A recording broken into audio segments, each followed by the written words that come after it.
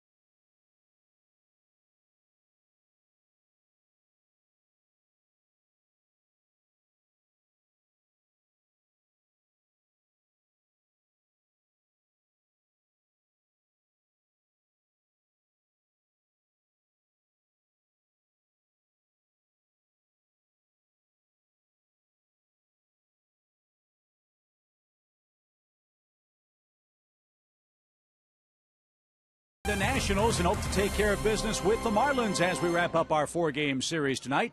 Mike Minor gets the ball in a starting assignment and hopefully won't have to use the bullpen much. But if he does, they're more than up for the challenge. They're on their best stretch of the year, in my opinion, Chip. These guys have all kind of gelled into their spots in the bullpen, and Freddie Gonzalez has been mixing and matching them with hitters beautifully. Their last 24 2/3 innings, they've only given up 1 run, and that one was unearned. 28 strikeouts over that stretch and just a 167 average against them. A 197 ERA as a group since July 1st.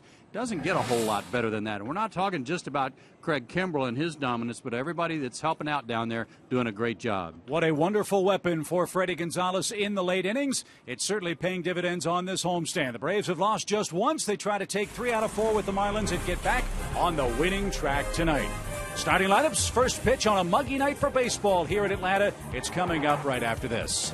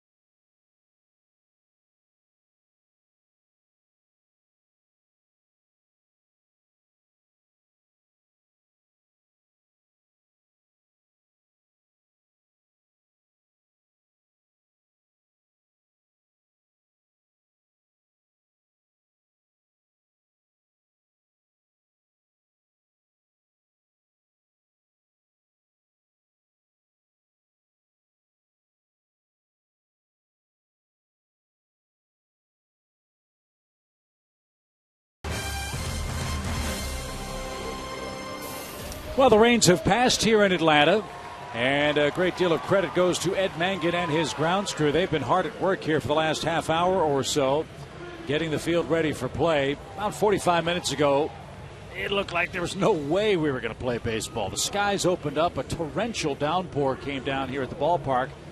But Ed and the gang got the infield covered in pretty good shape, and we're just going to be delayed a couple of minutes as they needed a few extra moments to get things ready to go. But we will have a beautiful baseball night. Sun is shining, a rainbow off to our right. Hopefully that's a good sign for the Braves in Game 4 tonight of our series with the Miami Marlins. We're back with the first pitch right after this.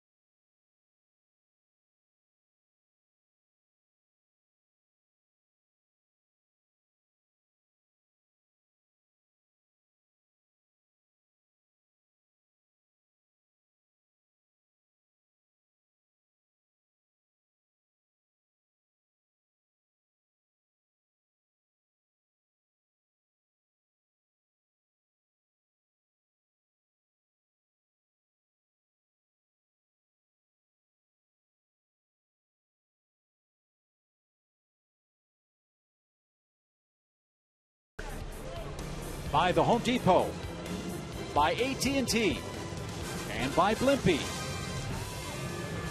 Skies are clearing overhead here at Turner Field as a lot of youngsters hope to see the Braves polish off the Miami Marlins. Tonight's for the fourth game of our series. The Braves would like to win this one outright and, Joe, continue their great work on this very important and very long Atlanta homestand. They were clipping along pretty good until last night, and that early inning problem cropped up again for the Braves, and they had to try to fight from behind from the first inning on, and had some opportunities, couldn't get the big hit that they needed when they had the bases loaded late in the ball game. A couple of other opportunities, but all in all, it's been a good homestand. That's the only loss so far this week. So a win tonight would make it 3 out of 4 over these guys, and a sweep of the Phillies heading into the Astros series, and I think that would be quite nice for the Atlanta Braves, as they were, before it all started, they were hoping to go at least 8-2, maybe even 9-1 on this homestand. Still have a chance for that latter mark, but that means you got to win tonight. And Brian McCann and the Braves hope to be up for the challenge as they face the 48 and 56 Miami Marlins. They too have made a couple of changes in their lineup. A lot of speed at the top with Emilio Bonifacio leading off. We'll get our first look at Gorkys Hernandez as a starter for Miami. He'll play center field this evening. You know all about Jose Reyes and what he's done at shortstop. Got to figure out a way to get Carlos Lee out. The big first baseman's 12 for 31 this year against Braves pitching. And you got Austin Kearns in right. Greg Dobbs, a late addition to the Miami lineup. Donovan Solano plays third base. John Buck is behind the plate. And Nate Eovaldi will pitch his second game as a Marlins starter tonight. Braves are now 8-3 for the season against Miami. The last 2 losses have been close ones. 2-run loss last night and a 2-1 loss in Mike Minor's start against them recently. And tonight for Mike, this will be his 4th start of the year against the Fish. So he knows them and they know Mike. And here he comes, Mike Minor. Terrific in his last 4 outings, as he tries to even his record at 7 wins and 7 losses. And, Joe, it's always fun when we have Tom Glavine in the booth talking about the way Mike Minor is pitching. And Tom was raving in his last start about how he feels that Minor is really growing up before our very eyes as a major league pitcher. Well, you see the turnaround for him in his last 9 starts. 4-3, an excellent ERA, and a very low batting average against him. And I think some of that is just attributable to the fact that he's commanding his fastball so much better, not walking a lot of guys, so he's not having to make a lot of real fine line pitches with guys on base that lead to mistakes when you're trying to be too fine. His 4 keys to pitching success tonight: Master and Commander. It was a great movie, but it also, I think, goes to Mike and the way he's controlling his fastball to both sides of the plate. His fastball and changeup to both sides have been very effective in his last 4 starts. And check the wind tonight. I mean, we always talk about the long balls and how they have affected some of his games. Well, tonight, at least here in the early stages of this ball game, the wind's blowing in from right field, so he's got that working for him, and anything hit in the air towards center should be held up. Which means Michael Bourne will have a chance to run under it. He anchors the Braves' outfield defense with Reed Johnson getting the start in left field. Martin Prado gets a well-deserved night of rest. Jason Hayward's in right. Standard infield alignment for the Braves, and Brian McCann is back behind the plate. This is your umpiring crew for the 4th and final game of the series. Sam Holbrook will call balls and strikes. Andy Fletcher, Rob Drake at second, and Joe West, battle-scarred Joe West, will be manning the third base line. I was thinking on the way home last night about how many people would really like to have taken that shot at Joe. 94 degrees, 40% humidity here tonight. The wind, as we said, blowing in. That's not nice, but it was funny. Here's Bonifacio. And we're underway in Atlanta with strike 1.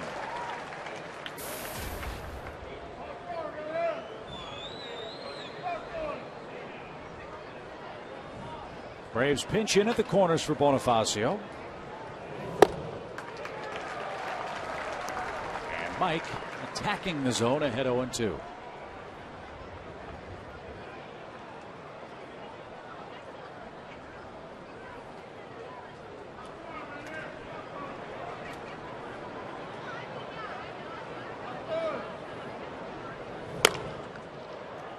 Big hop at short for Giannis, and Bonifacio rolls out.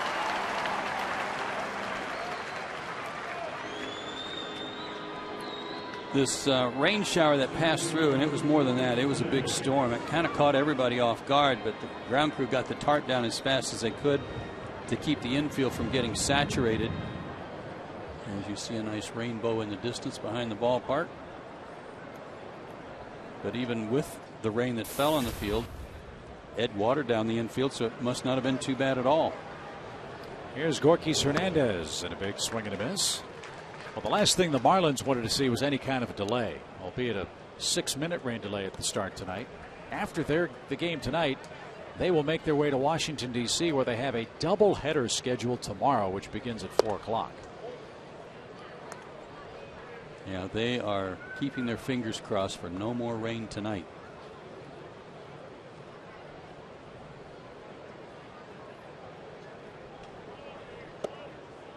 And they're going to get their fill of good lefties over the next 2 days between Mike Minor, John Lannon, and Gio Gonzalez tomorrow.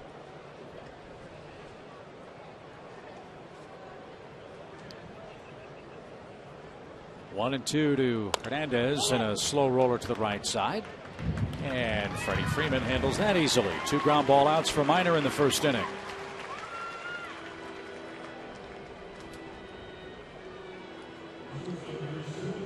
Here's Reyes.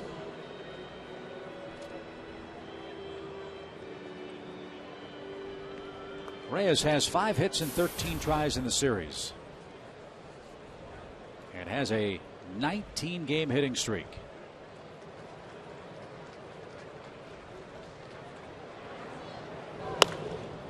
And he pops the first pitch to shallow left, and Reed Johnson is under it.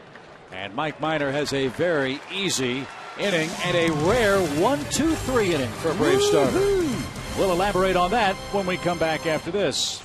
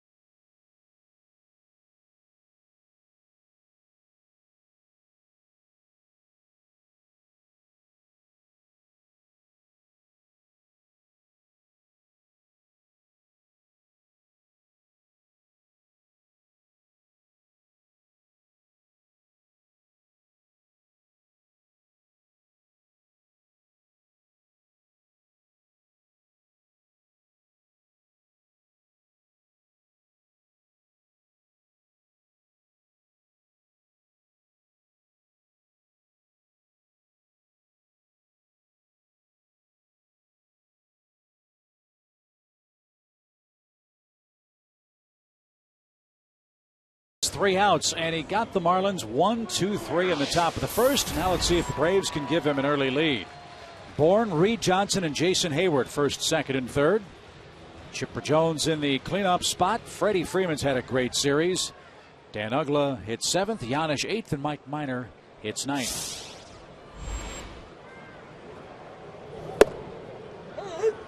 And on the mound, young Nate Eovaldi, 22 years old, 6'2", 215, out of Alvin, Texas, has made one start with his new team.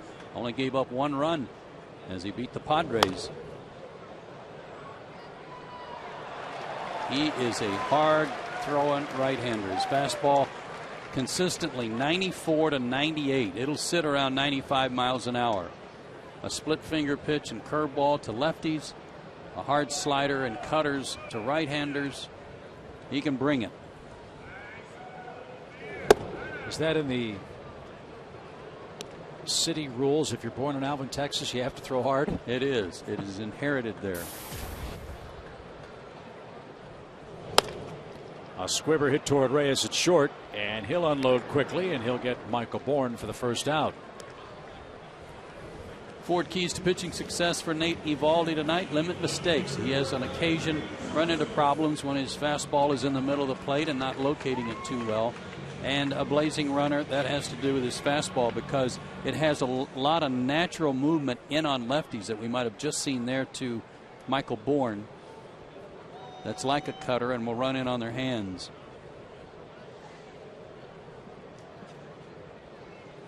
Reed Johnson had a nice Braves debut last night.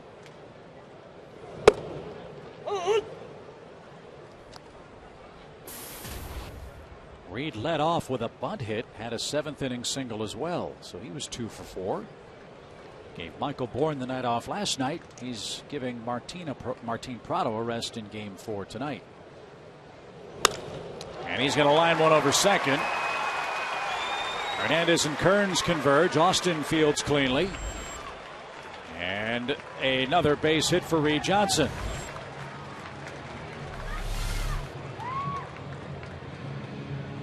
That one kind of ran back out to the middle of the plate. Gave Reed a little better shot at it. Good swing, good start in a Braves uni. And here's the Braves' hot hitting number 3 man, Jason Hayward, batting .270, 17 homers, 52 knocked in.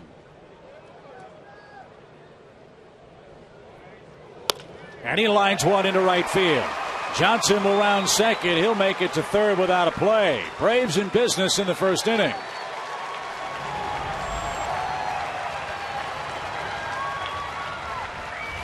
Aggressive early. This is good to see. Jason fitting in nicely in that 3 spot and very happy there. Typically batting in between Martin Prado and Chipper Jones. That's a good spot. And Chipper in a good RBI spot now. He's knocked in 2 of his 43 runs this year against Miami pitching. And he's 1 for 3 against Eovaldi in his career.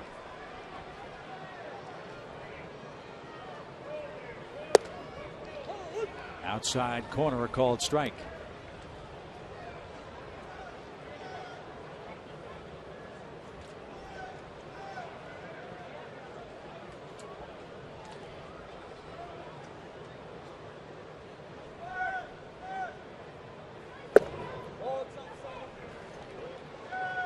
Eovaldi made a start against the Braves last year while with LA, got no decision, but pitched well. 6 innings, only 3 hits and 1 run. That 1 run was on a homer by Dan Uggla. 5 walks, 5 strikeouts.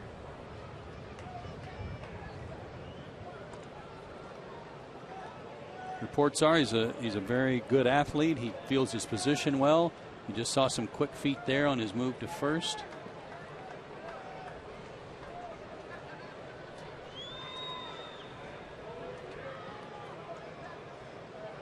Big lead for Jason from first.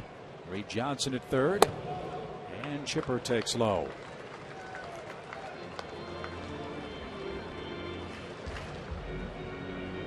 Eovaldi's season started in Double-A at Chattanooga, but he got called up in late May, and his big league career didn't start so good, but it wasn't all his fault. In the air, left center field. That's going to get down. Johnson scores. Here comes Hayward. He's getting the green light. Reyes will not make a relay throw. Chipper doubles home 2 in the first.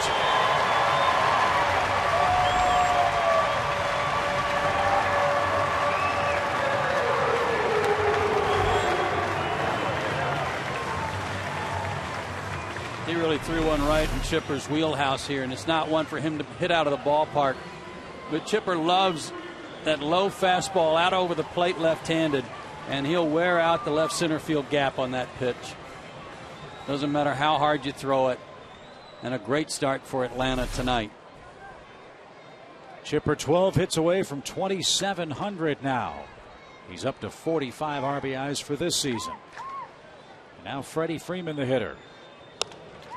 And a foul ball to the left side. That start for Eovaldi with the big club in L.A. His first 7 starts, he was 0-5. But over that stretch, he only got 3 total runs to work with. So there was not much chance of him winning any of those games unless he threw some shutouts. And he's already down 2-0 in the first. So Freeman in the box. Brian McCann, our Delta Airlines on deck batter. In a good stretch.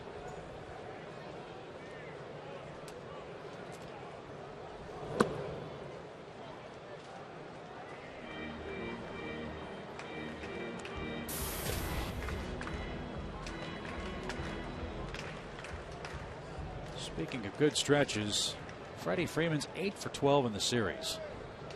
And that's why his average is up over 280, closing in on 285.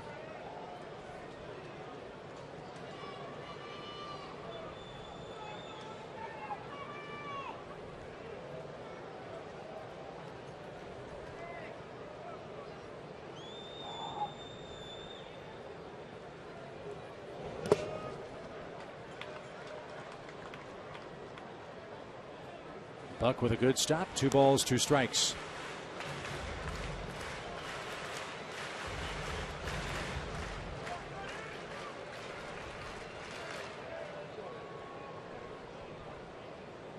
Doing some good work against the fish, too.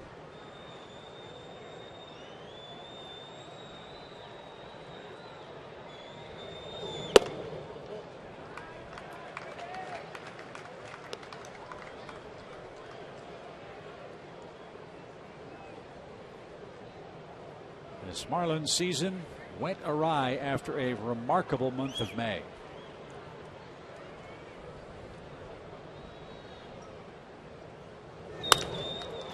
Hard hit ground ball to second. Bonifacio will make the play. Chipper to third with 2 outs. Freddie hit another ball right on the button, just like last night with the bases loaded. But nothing to show for it this time either. I know they've had a real tough time of it since that good May record, but this team, when they get Giancarlo Stanton back, and if you've got a series left with them during the year, which the Braves do here and in Miami, they can be like the Phillies. They can be big time spoilers, because you're going to run into the possibility of a Josh Johnson or Eovaldi or Mark Burley on any given night that could give you lots of trouble. And how about LeBlanc last night? Yeah. On a pitch count. Couldn't qualify for the win, but pitched very effectively against the Braves over more than 4 innings. But your point's well taken. This club was 21-8 in May. They're 19-34 since. And they've traded away Infante and Hanley Ramirez and others. But Eovaldi was one of the players they got back in return from the Dodgers, and maybe a cornerstone guy that they can build around with Burley and Josh Johnson in their rotation.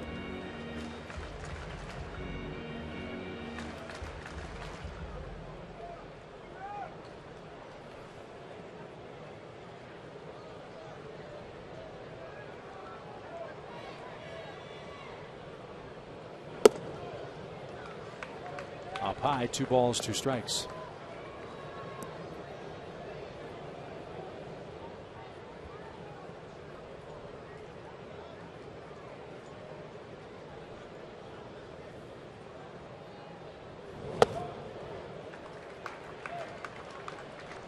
That looked like the split, but if he's not able to throw that pitch for a strike or even close to a strike when he's ahead in the count, it's not going to be effective.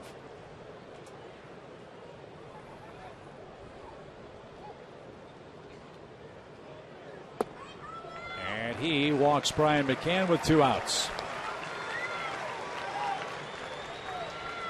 Randy St. Clair out for a chat. Braves really working deep counts. Untla's the 7th man to hit. albeit just 23 pitches for Eovaldi. The Braves have really been very patient as a club, frankly, over the last month or so. Well, and you got one of the hottest hitters on the Braves team up there right now for the month of August, Dan Uggla, hitting .333, had a double and an RBI. That's why you've got a very important meeting in this first inning. That's why I'm looking on the sunny side of life here. With a rainbow, how could you do anything but, right? I think that's where we all need to focus. New month for Dan. None of that matters on the bottom row there.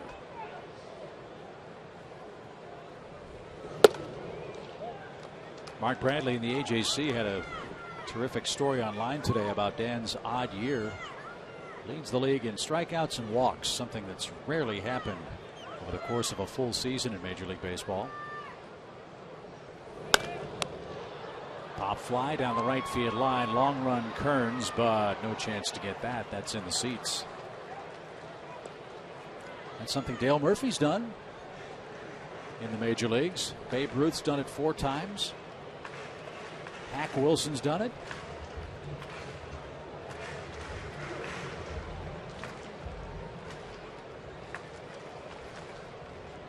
Just not enough consistent contact, I'm sure, is what Dan would tell you. And a chance to do some 2-out damage here. He went. 1-2.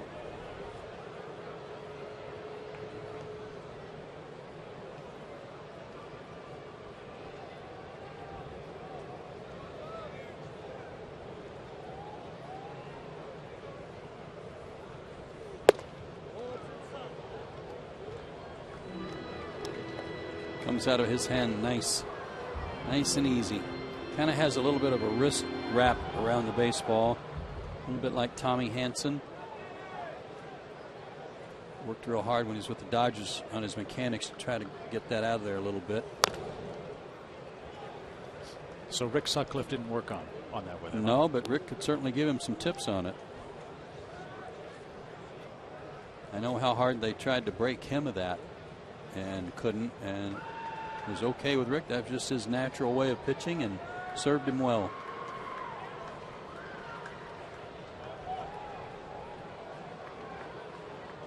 Now a 2-2 pitch. And we'll do it again.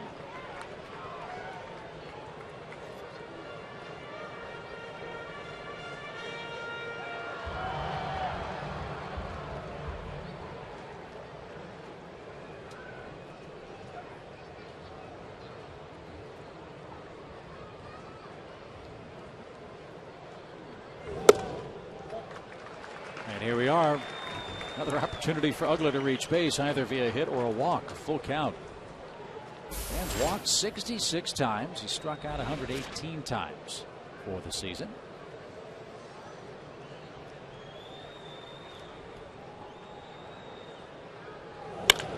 Rocket into left field, a base hit. Chipper scores. It's 3-0. And Dan Uggla stays hot. Hitting .500 for the month of August now. And another RBI. Fastball just above the belt, leveled off on it, and creamed it into left field. Does 2 for 4 itch into dancing Bobcat territory? It's very close. So Mike Minor, a 3-run lead, and the Braves still hitting. Here's Paul Janisch. He's had a terrific series on both sides of the baseball. Excellent work at shortstop, and Paul 4 for 9 at the plate.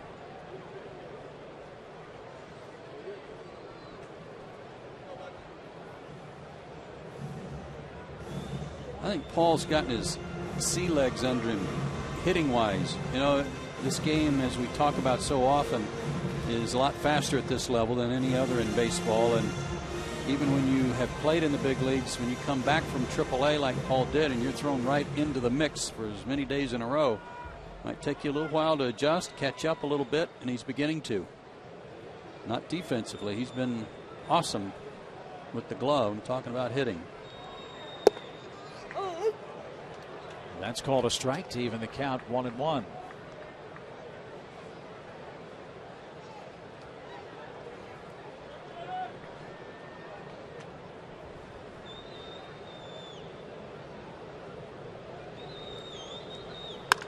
Lined into center field. That's in for a hit.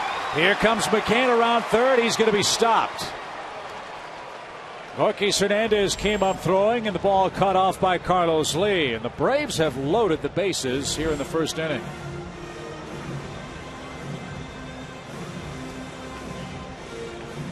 Solid single to center by Giannis, and you might be thinking, well, okay, with 2 out, why did Brian Snitker stop Brian McCann at third base? Why not try it with 2 outs? Well, one, Gorky Hernandez got on the ball quickly, and he's got a good arm, got it in quickly, and I think Brian would have been a dead out. And 2, that means that Mike Minor would have led off the next inning. At the very least, you've cleared the pitcher, and he still has a chance to drive in a run here.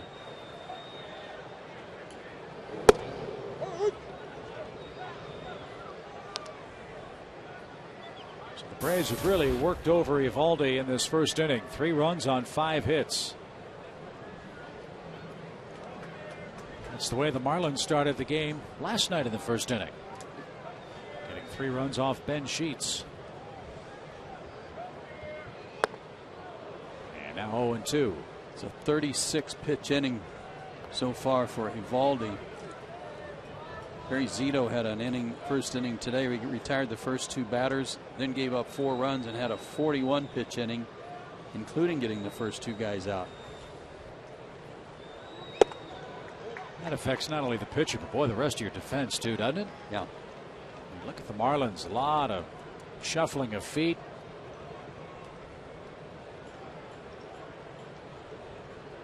The Mets clobbered the Giants today 9-1.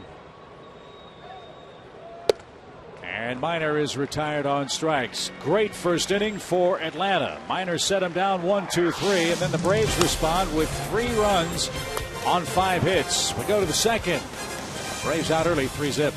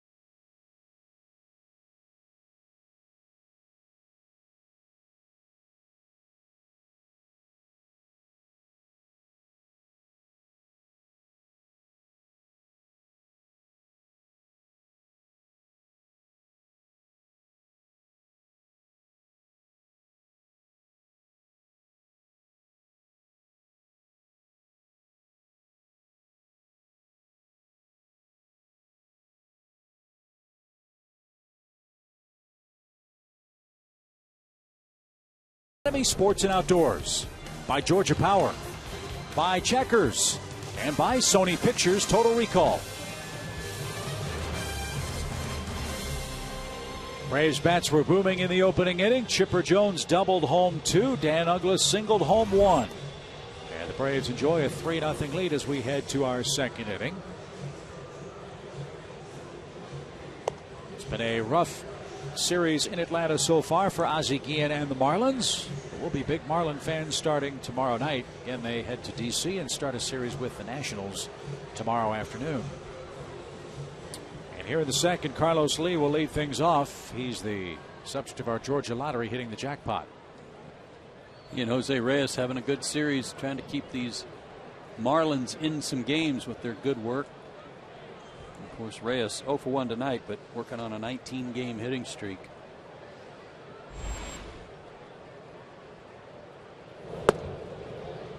So Mike Minor tonight, Joe, a 1-2-3 first inning pitched. Something that's been awfully hard to come by for the Braves starting staff over the last month or so.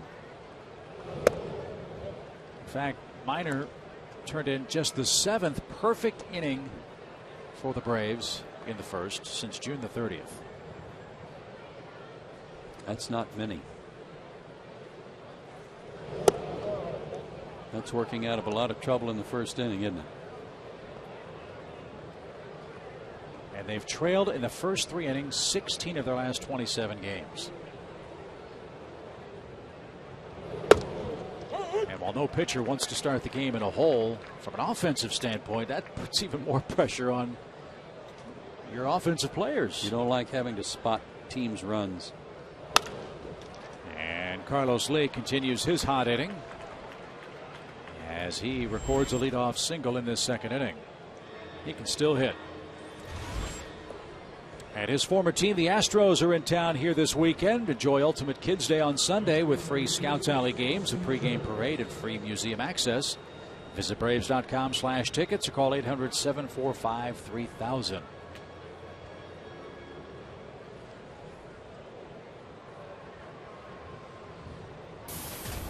I'm guessing the Astros are in town. They're probably watching the game tonight. I would think so. They had a day game yesterday, so they got here last night.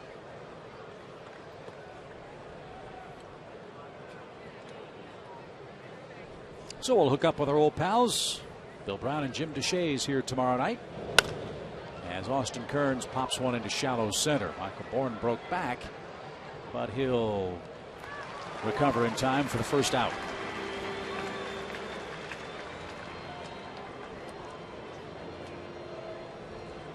Here's Greg Dobbs. Dobbs was not in the original lineup for the Marlins tonight. Donnie Murphy was. And Donovan Solano was going to play the outfield, but Murphy came down with the flu before the game. It was a very late scratch. So Ozzie Guillen put Dobbs in left, moved Donovan Solano back in the infield to play third base.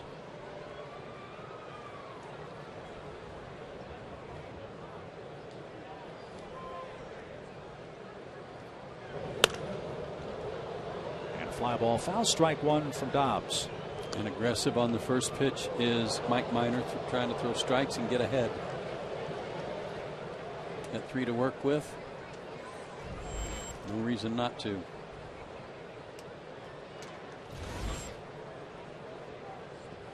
Four of 6 first pitch strikes.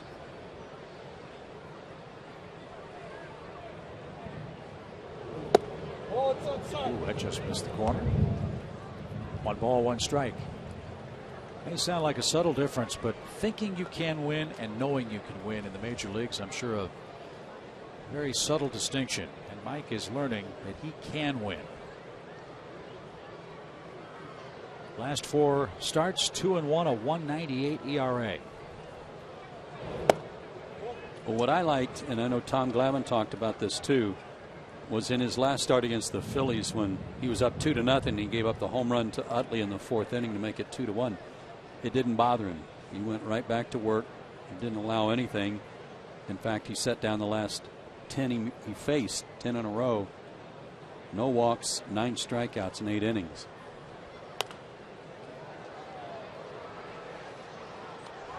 Two balls, 2 strikes. Mike's month of July is our Academy Sports and Outdoor Leaderboard. National League ranks. Wow, some firsts on there. How about that? Opponent batting average and on base percentage. And see, when you cut down on the walks, he doesn't give up that many hits. That's a good thing. 2-2 to Dobbs. And he buzzes the tower, full count.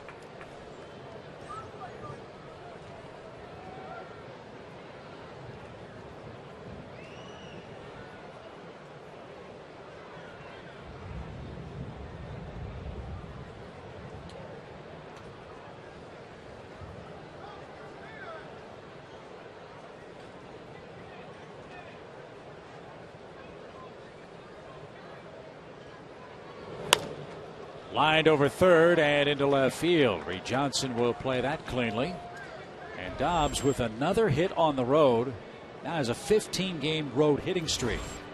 And a very defensive 3-2 swing, but boy, it paid off for him. Good pitch down and away, and he just kind of slashed at this one to guard the plate, and it worked out well for him. Good work by Greg Dobbs on a very tough pitch. Wonder if that guy will be an August trade candidate for some team around Major League Baseball. Knows how to pinch hit. Good left-handed bat off the bench, that's for sure. So here's Donovan Solano.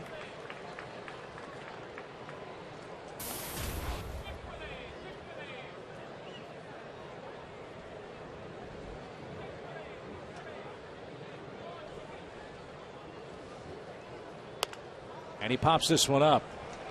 Easy play for Dan Uggla. That's the infield fly. 2 outs.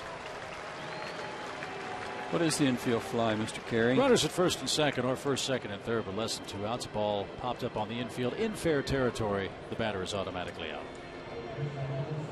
If you ask me slugging percentage, I'm going to punch you. I don't know. I don't know what the infield fly rule is. That's what the rule book's for.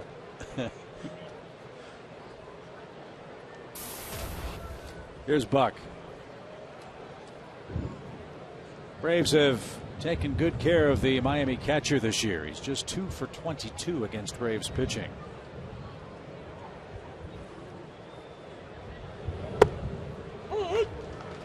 And a strike. Mike wants a new baseball.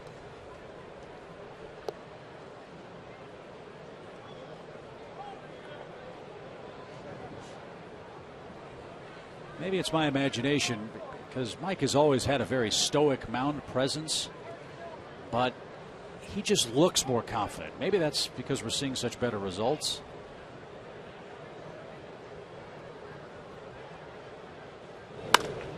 As Buck drives this one down the right field line, and that's going to roll foul. He missed an extra base hit by about a foot. Would you agree with that? I mean, yeah, I do. I do. There's definitely a definitely more aggressive look on his face as opposed to a here I go again look. And when things are going well, you get a few breaks, and one just happened. That was fouled by inches and would have plated 2 runs.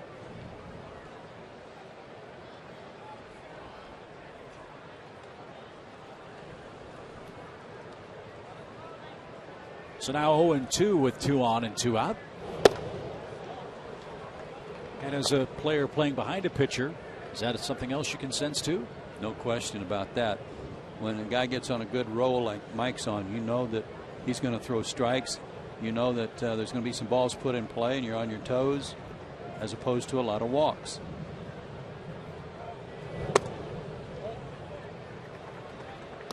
Now 2-2.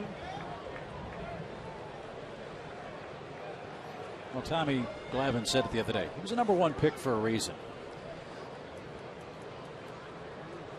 And he is certainly showing us why here over the last month. He'd love action with this pitch. 2 balls, 2 strikes. Slow runner at second, Carlos Lee. Wind picking up and blowing toward the left field corner. And that'll rattle into the Miami dugout. John Buck is just 2 for 22 against Atlanta this year. One of the hits last night, a double to right center. And that's what damage he's done to the Braves over the last 2 years, it seems to me, has been to right center, where he's able to go down and get a ball out over the plate and extend his arms. Otherwise, they've tied him up pretty well. And he's 0 for 8 against Minor with 5 strikeouts.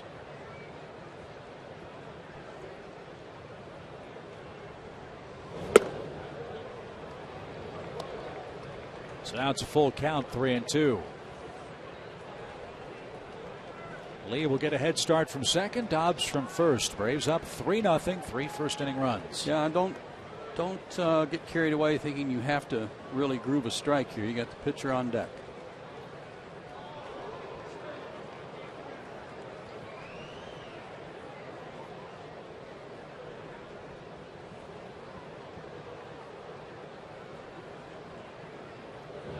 There go the runners, and Buck takes ball 4. Mike thought he might have caught the inside edge, but didn't get the call. He had a base open. They're loaded now for the pitcher. That was a good call, and it looked like a good pitch. Change up to the inside part of the plate, but Fox Track says it just missed. But a good try. Good pitch selection.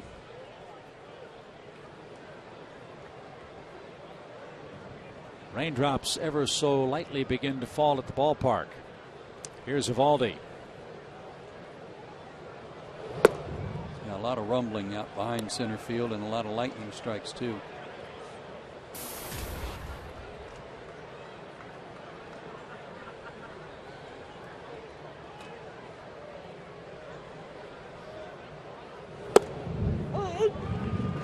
Might take Miami out of its game. They have no idea what a rain delay is anymore. That's true.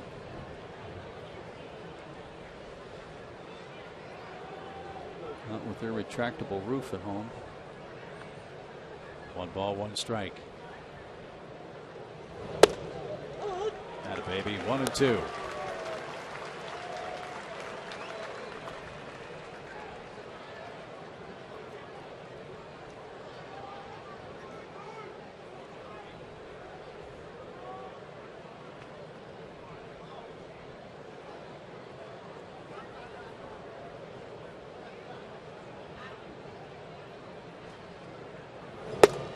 Inning over.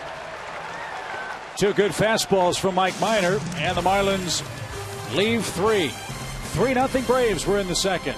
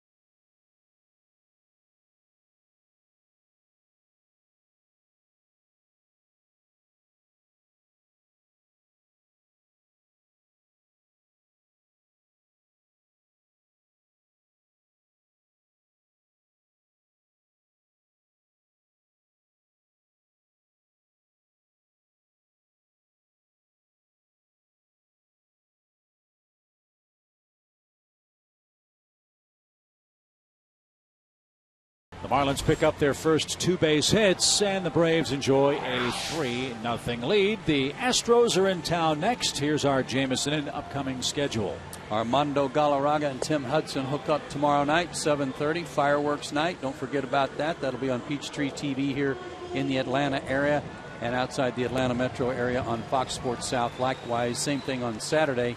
That'll be Lucas Harrell, who's 8-7 for the Astros, against Paul Maholm, who makes his Braves debut. And then Chris Medlin and Bud Norris hook up on Sunday. It'll be Medlin's second start. That'll be on Fox Sports South. Pre-game show, Braves Live, beginning at 1 o'clock. That's Paul Maholm. And Harrell, with his 8 wins, has 8 of Houston's 35 victories for the year. The Astros are 35-71 overall and have won just 10 of 54 road games this year. But first things first, a lot of work to be done tonight against the Marlins. It starts with Michael Bourne, who grounded out to Reyes to start the game for Atlanta.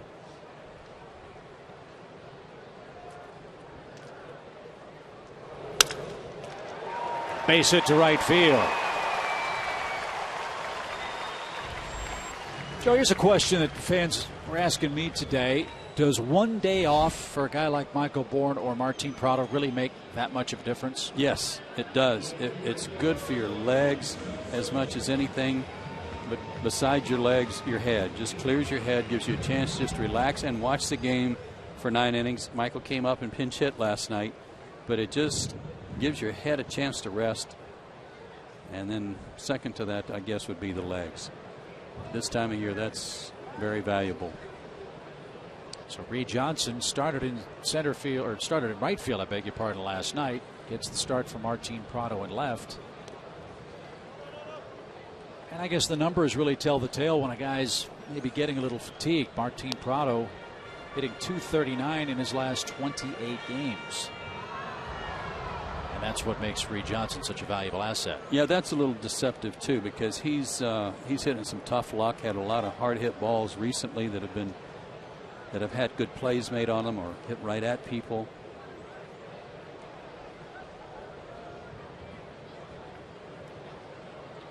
Reed Johnson a single his first time. And a good cut there and fouled it straight back. A ball and a strike. We bragged on Reed and how great he is against left-handed pitching. Well, he's not exactly, chopped liver against right-handers either. He came in to this series hitting .282 against right-handed pitchers.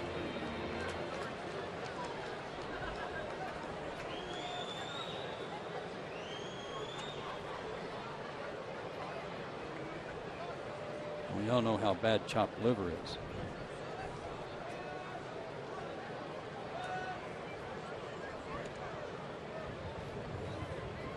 One ball, one strike.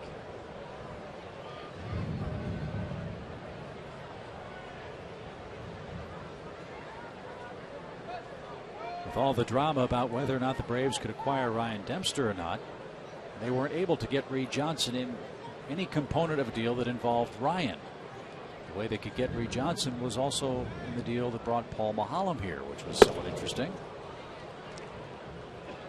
And great that Frank Wren and Jed Hoyer, Theo Epstein with the Cubs were able to continue to talk even while the Dempster trade talks were hanging in limbo for more than a week.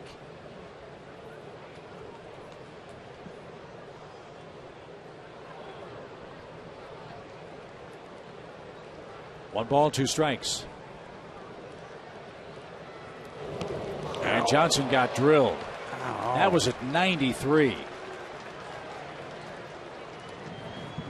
I hope that got him in the pocket and not the side. Oh boy, right in the ribs. And just as that happened, the skies open up.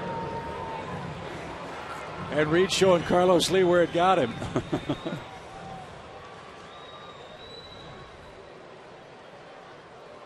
That'll leave a mark. And here's Jason Hayward, 2 on, nobody out. I mean, rain is all around us here in downtown Atlanta.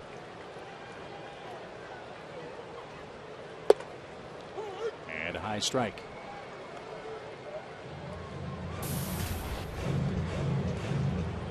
Another hit, another run for Jason.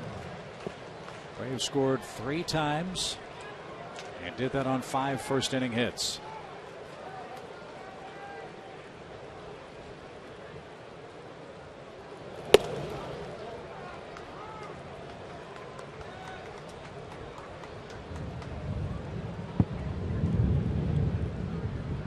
Eovaldi was headed for Texas A&M when the Dodgers drafted him in the 11th round back in 2008. And Jason, another base hit to left. Bourne got a great jump. He's going to be waved home. The Marlins don't even think about a throw to the plate. 53 RBIs for Hayward. It's 4-0.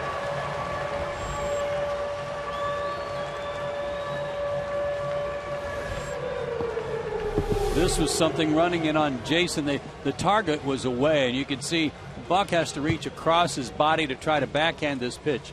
So far offline, and that's one of those mistakes that we were talking about with his Ford Keys tonight. And a pitch that Jason was able to fight off into left field and pick up another RBI on. As the meeting on the mound takes place, a meeting in front of the mound taking place with Ed Mangan and Joe West.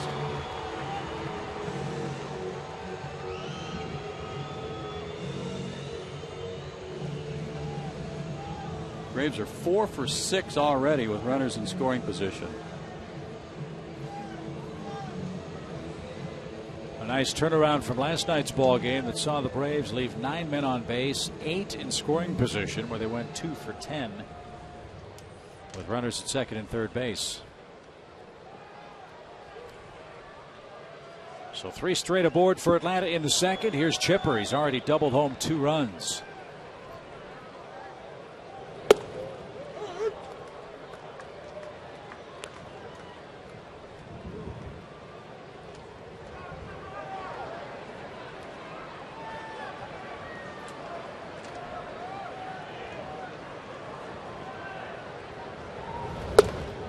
By the way, Chipper's next hit will tie him with Gary Sheffield for 65th all time.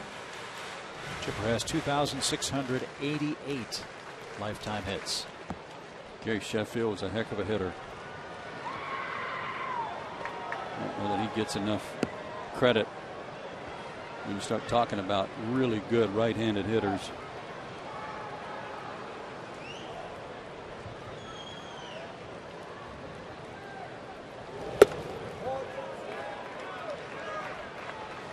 Clutch hitter, power hitter, good base runner.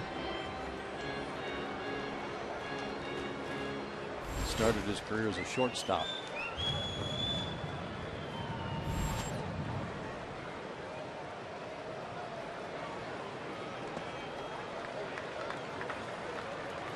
Eovaldi's in that place right now where he's trying real hard not to make another mistake. And he's trying to aim the ball, and he's not doing a very good job of that. And that typically leads to another mistake if you're not cutting it loose with some confidence that you know where it's going.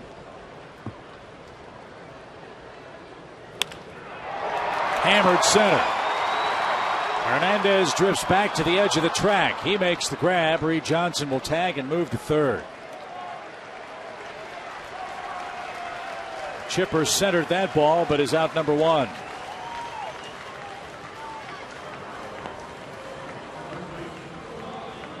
Like it got in on him just a little bit.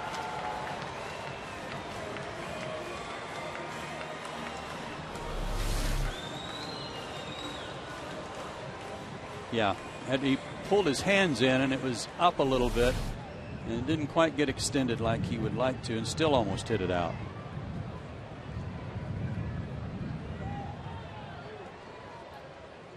Chad Gaudin warming up for the Fish. Freddie Freeman's had a great series, as we told you. And look at what he's done against the Marlins. He's our SunTrust solid performer. 36 games overall, 346 average. All that coming together when got the vision problems ironed out and began to figure out how to live with a sore finger. That's still problematic at times. Eovaldi threw that ball so hard to first. Carlos Lee had it almost pop through the webbing.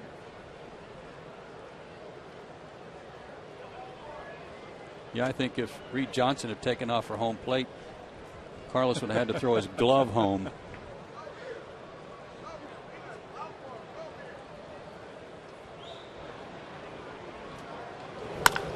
Lined right field. That's going to get down for a hit.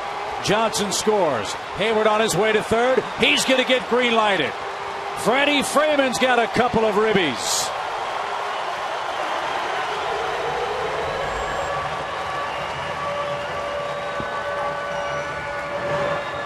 Most RBIs among any National League first baseman. Freddie Freeman now with 54 of them. And again, early in the count, the Braves really teeing off. This one down and in. Freddie just drops the barrel on it, and Austin Kearns thought about trying to cut it off, but decided, oh, I'll just play it off the fence since I'm so close. And that allowed Hayward to score easily. Well, how about the top 4 hitters for the Braves? They've scored the 6 runs. They have 5 hits, 3 RBIs, 2. Freddie had been just had a 123 average coming into play tonight with runners in scoring position and less than 2 outs. Seems like all of his damage has come with 2 outs. Brian McCann walked his first time up.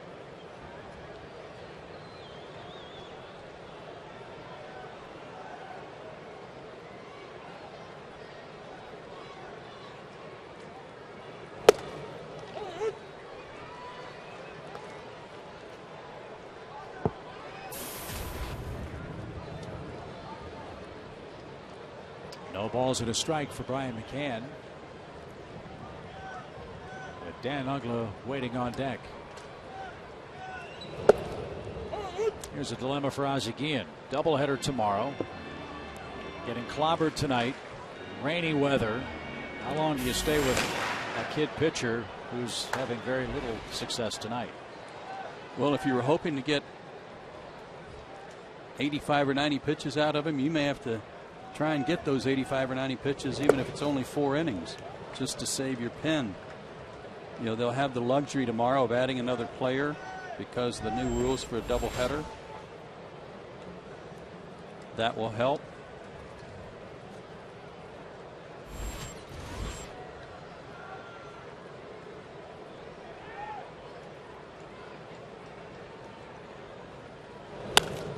That's in the air toward left, but Dobbs has it. Brian McCann lines out, 2 away. And here's Dan Uggla, Braves' hottest hitter. Hitting .500 for the month of August. Now with 2 RBIs.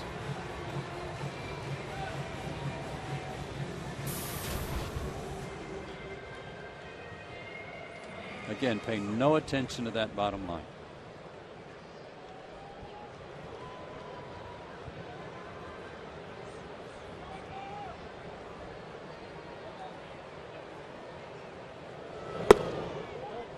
One ball, no strikes.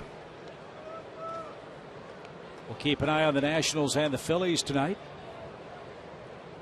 The Braves 2.5 back in the Eastern race. The Nationals expected to get Jason Worth back in the lineup tonight after his broken wrist. And we'll see the scores roll through on our Fox box.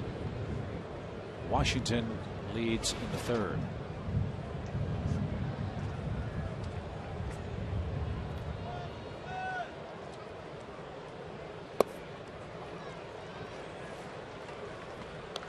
Three balls, no strikes.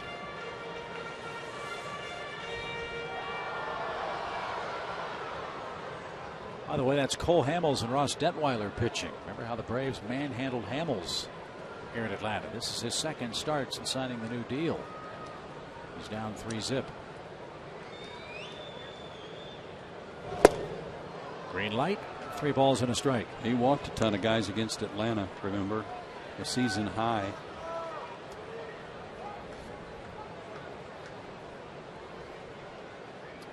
Walked 6, struck out 7 as the Braves won 6-1. Here it's 6-0, 2nd inning. Braves already 8 hits. And a bouncing ball toward 3rd. Solano's got it. And the peg to first is in time to retire the side. The Braves scored 3 in the 1st. They score 3 in the 2nd. I misspoke earlier. Freddie Freeman now with 65 RBIs. A 2-run double builds a big Atlanta lead.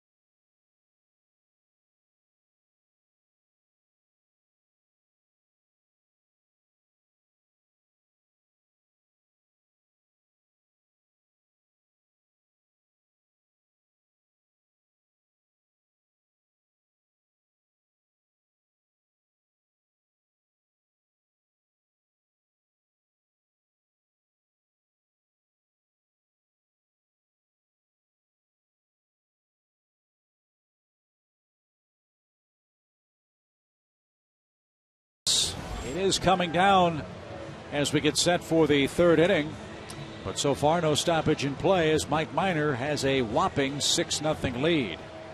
And our AT U-verse trivia question: name the last Braves pitcher to lead the National League outright in wins for a single season.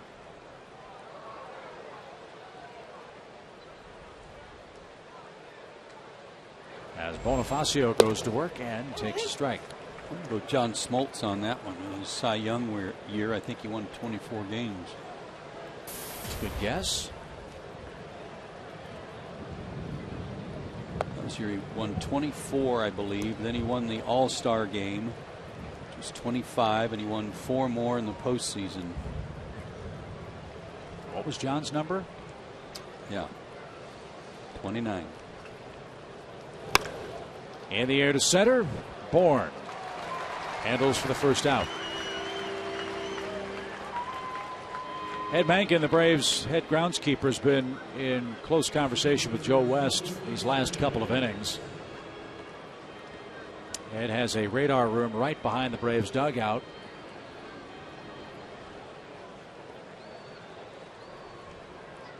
And knowing that the Marlins have to get out of town, see if we can get Mother Nature to cooperate just a bit, not have any delays. But player safety comes first so far. Doesn't look like the field's in bad shape at all.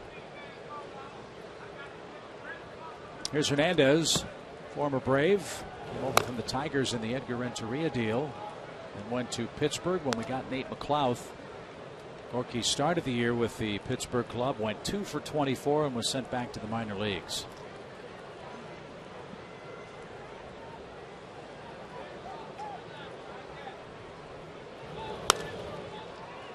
A shallow fly to right. That'll be an easy play for Jason. 2 outs.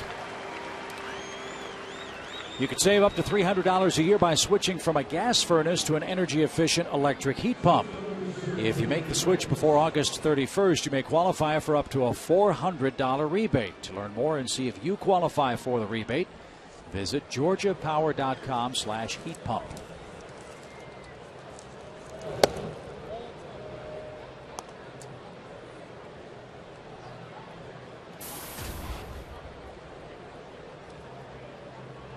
See if Mike can snap that streak tonight. He'll have to hurry if he's going to do it on this play. And Freeman with the scoop at first. He races Jose Reyes in a terrific bunt attempt in this third inning. Rainy night in Georgia, but the Braves enjoy a 6-zip lead.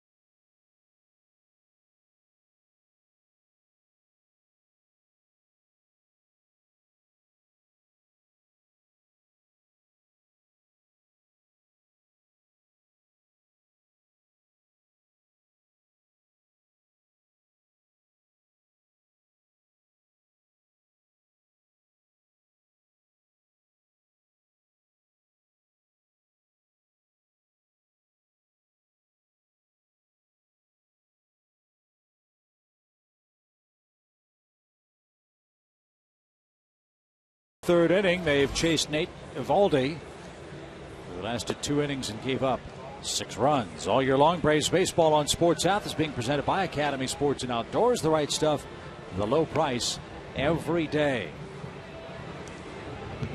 That's Chad Gaudin, 27th game for the Marlins right-handed reliever. He worked in the first game of this series, an inning, gave up 2 hits and a run, no walks or strikeouts. 27th game of the year for the Ragin' Cajun. And he's in there probably a lot sooner than he thought he was going to be tonight. After Evaldi's good start against the Padres, where he went 5 1/3 and only gave up 1 run, he got tagged tonight.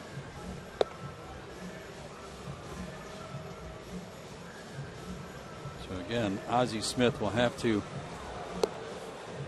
manage his bullpen tonight to try to save a few guys for a doubleheader tomorrow. Ozzie Guillen, not Ozzie Smith, Joe. Well, the way it's gone, Ozzie might want to let Ozzie Smith manage for a while. He'd be happy to. Hasn't been a fun couple of months. No.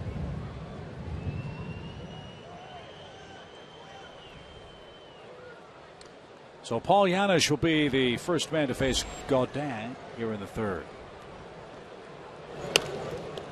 Popped up on the first pitch. Carlos Lee drifts back and in foul ground. Puts it away for the first out. Might see a lot of first swings here with the Braves up big. Bad weather. Let's see if that holds true to form. Got to get through 4.5 with the lead if you're Atlanta. And then Mother Nature can do what she will.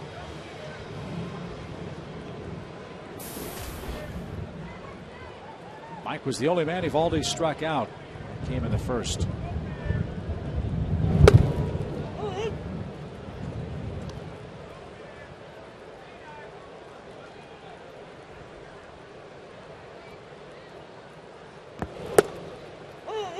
Oh, 2.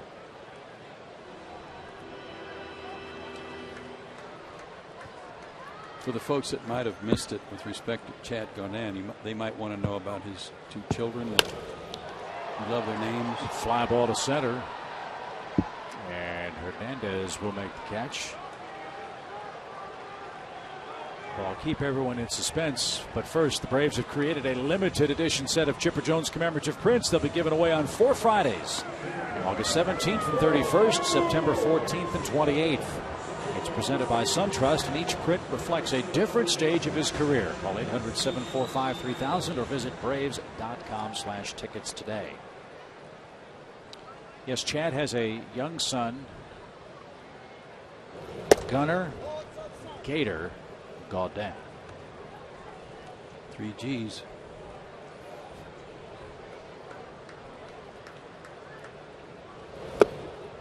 And Chad ought to pitch well tonight because it's real swampy weather. It sure is. His friend Ron Guidry from that part of the country, Louisiana Lightning, would fit in right. Yes. Right. Nicely right now. Ugh. Did you face him? I did. Mostly in the minor leagues. Really? Uh-huh. And to be quite honest with you, in Double-A, I'm not sure how much of a prospect he was at that point in Double-A. He was in the bullpen for their Double-A team in those days. Really? Yeah. I would have guessed that. Made quite a turnaround. In the air to right. Kearns will come charging in. And Chad Gaudin. Hustle in, hustle out. Gets him in order. 6-0 Braves. We go to the 4th inning.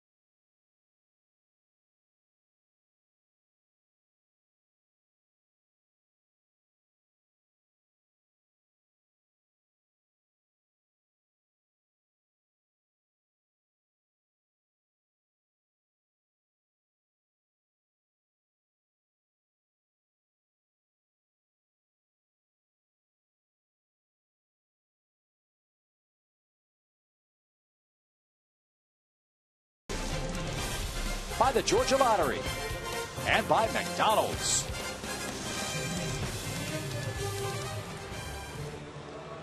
Fans have headed for cover, but we play on in the rain at Turner Field. It's the fourth inning. 6-0 Braves. Thunder and lightning flashing all around the ballpark. Rain's getting heavier, too. Yeah. Ready to go, but Carlos Lee was still in the dugout. And the home plate umpire, Sam Holbrook's telling Carlos, hey, let's go. That's the man that will make the ultimate decision. He's the crew chief, Joe West. Carlos, a leadoff single in the second. And a little low, 1 ball, no strikes.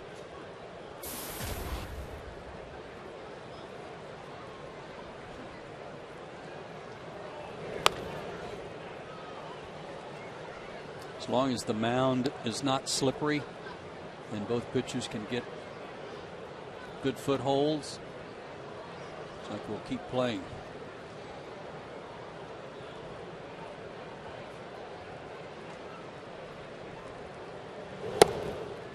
Interesting note in the Marlins game notes tonight. Since 2003, Carlos Lee has driven in 988 runs. That's the 6th highest total among active players. Albert Pujols is first. 1,143 in that same stretch. Wow. Quite a difference. And Albert, by the way, is getting red hot for the Angels. They're playing a big series with Texas tonight. They blew a game last night. In the air, Jason Hayward will handle. That's the first out. We've got some great races all of a sudden. Even the Yankees haven't been able to really shake Baltimore or Tampa Bay. Yes, they have a big lead at 6.5 games in the AL East. White Sox by 2.5 over the Tigers. Oakland 4.5 back. LA 4 back. And the Mariners won 7 straight without Ichiro. And are 7 under 500 out west. They're playing good ball in the American League. And swept a 4-game series from Kansas City. You know all about the National League East. National League Central, the Reds 3 games ahead of the Pirates. The Cardinals are 7 back. Now stop there for a second. The Reds, like the Mariners, the Reds are playing great baseball without Joey Votto. They won again today. They beat the Padres 9-4, and I think there's something like, I'll say 12-3, something like that, without Votto. 18-3. 18-3 since the break. That's since the break. Okay. Well, they have a big series coming up this weekend with the Pirates, who are coming into Cincy, I think. And interesting too, Joe, those two clubs really were very active at the trade deadline. The Reds got Jonathan Broxton to help set up Aroldis Chapman at the end. And Pittsburgh got Wandy Rodriguez. They added Gabby Sanchez. And they added that kid Snyder, I think, from Toronto. Right. As Mike Miners issued his second walk, this one to Austin Kearns with 1 out. And a lot of that, you can probably hang on the fact that Mike's trying to hurry a little bit. I can understand that.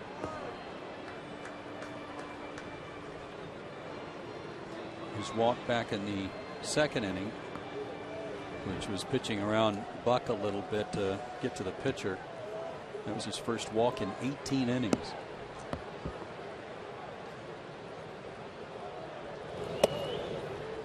One ball, no strikes. So Cincinnati by 3 over the Pirates. And then out west, the Giants by a game over the Dodgers. In Arizona, they've won 3 in a row. The Diamondbacks are 2.5 games back.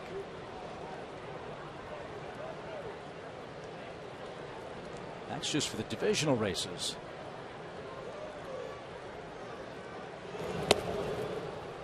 For the National League wild card, right now the Pirates have a 1-game lead over the Braves. Cardinals 4 back, Dodgers 5 back, Arizona 6.5 back.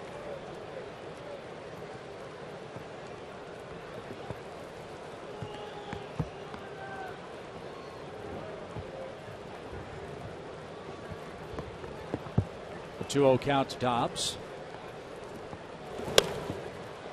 popped up. Behind the plate, Brian McCann might have a play. He will have a play. That helps. 2 outs. Not easy to catch that pop fly right now, not with the rain hitting you right in the face as you're looking straight up. And Joe West is going to call for the ground crew. This is not what anybody wanted to see. But we will have a rain delay here at 8:29 Eastern Time. Yeah, I think the field conditions were just such that Joe couldn't risk letting the field get any more saturated. Need to get it covered so that there's a chance to finish the game later. They tried. He was in close contact with Ed Mangan about how much rain was in the area. They talked 2 or 3 times, but it's just too much right now.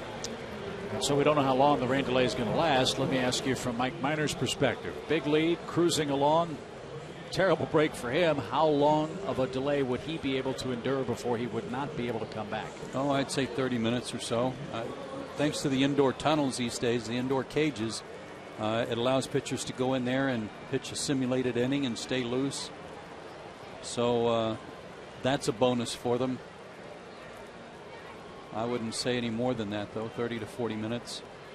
So it's not yet an official game as the Marlins have 2 outs and a man aboard in the 4th inning. We're going to send it to rain delay programming. The making of a Braves broadcast. And we'll be back to Turner Field with updates in about a half hour.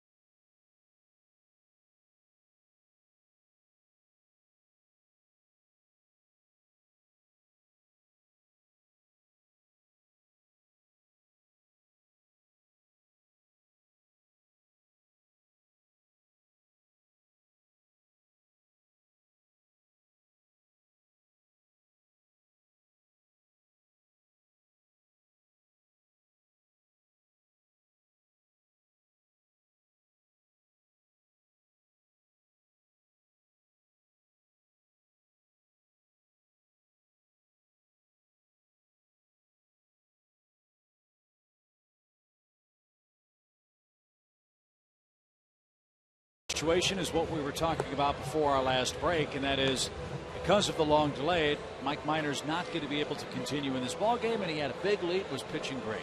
Yeah, it's too bad for him because it looked like he was well on his way to a win to even his record at 7-7, but that's not going to happen because of the rain delay.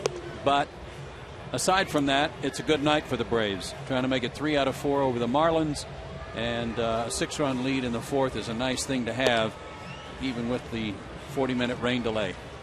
So it's Christian Martinez answering the AT call to the bullpen. And Christian's turned in good work in his last 3 outings for the Braves. And could pick up his 5th win of the season. Yeah, and one of those outings was the first game of this series. He went 2 innings of good relief that night. So let's reset the game for you. You've got Austin Kearns at first base with 2 outs in the Marlins fourth. Donovan Solano is the Miami third baseman. He'll be the hitter. Braves got 3 runs in the first and second innings, have 6 in total, 8 hits as they chase Nate Eovaldi after 2 innings of work.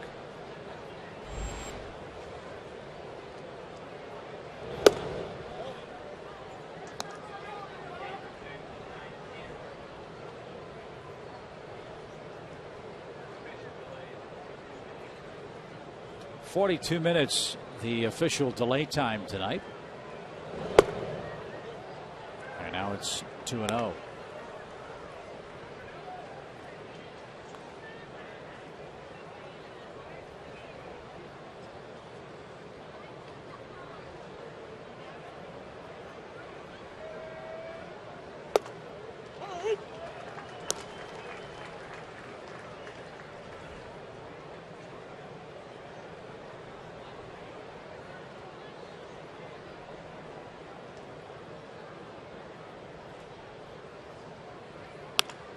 Line drive into right field. That'll be played on a hop by Jason Hayward. And Donovan Solano has his first knock of the game. 2 on, 2 out.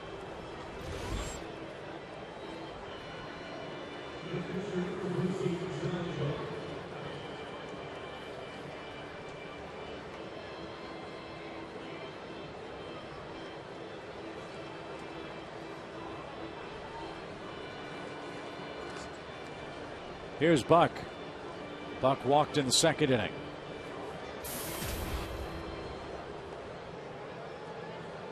Pitcher spot is on deck. Chad Gaudin was warming up in the bullpen, and he's had to hustle down in the bullpen because if Buck reaches, he's got a bat.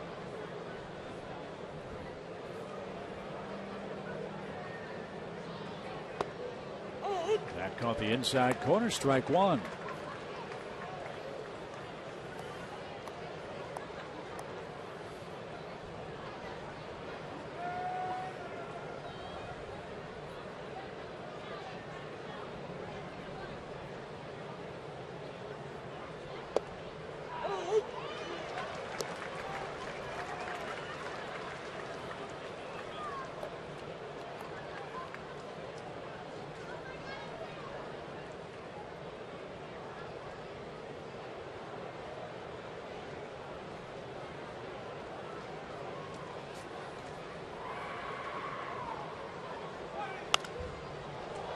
Buck will stay alive at 0-2.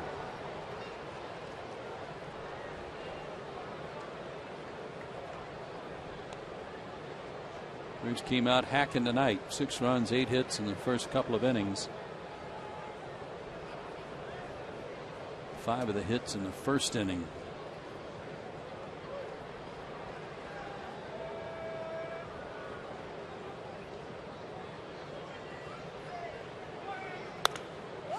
Popped up. And Paul Janisch will make the grab, and that retires the side. Miami strands a pair of runners in the fourth. We're back in action at Turner Field with the Braves up 6-0.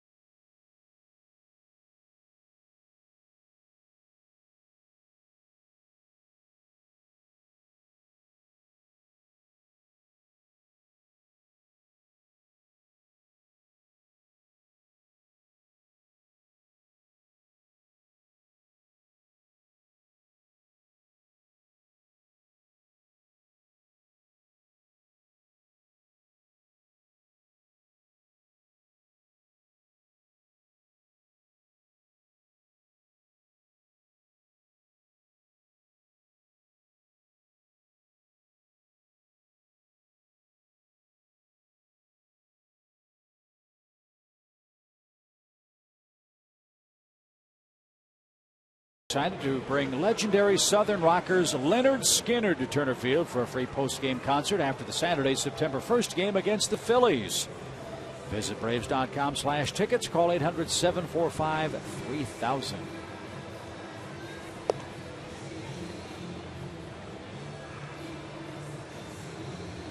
Virtually all of the fans have weathered the storm and having a good time at the ballpark, with the Braves having a nice lead. And hope you'll join us this weekend. The Astros will be here tomorrow night, Friday, Saturday, and Sunday, as we wrap up the longest homestand of the season. And a quick Eastern road trip. We go to Philly and New York. Reed Johnson's reached twice. He scored twice. Again, giving Martin Prado the night off in left field. Chad Gaudin back out there in relief for Miami.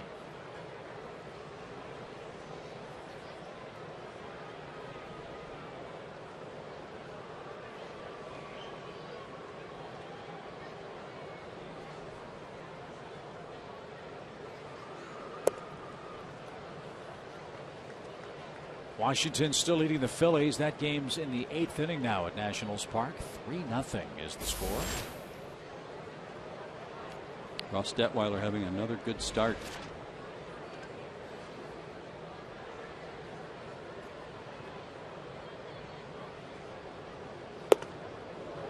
Home run cut, 2 balls and a strike. Last 2 nights we've talked about how Reed Johnson had to borrow shoes from Dan Uggla. I wonder if he got his own shoes tonight. Yeah, looks like he does. Those are different.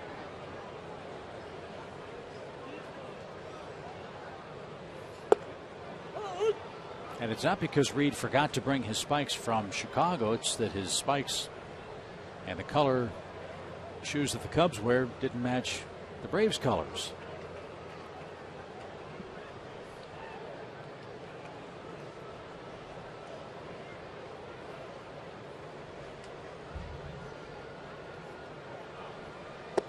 Swing and a miss. And Reed's retired for the first time. Mike Miller, our director, had a great idea. I'll bet Reed Johnson maybe stopped at Academy Sports on the way to the ballpark today and got his own spikes. Right stuff, the low price every day.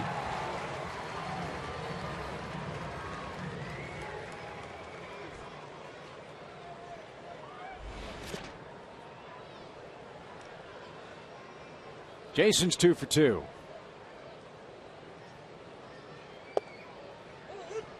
And down a quick strike.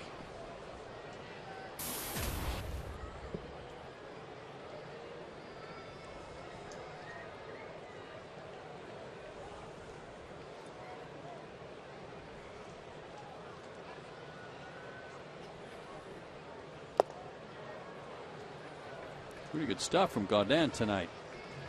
Good slider to get Reed Johnson, and a good sinker, a little bit of a change up there to Jason.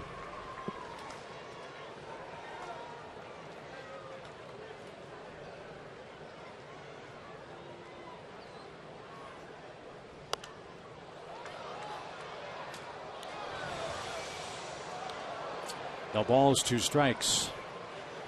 I think everybody in Braves country has to be thrilled with the season Jason Hayward's having to this point.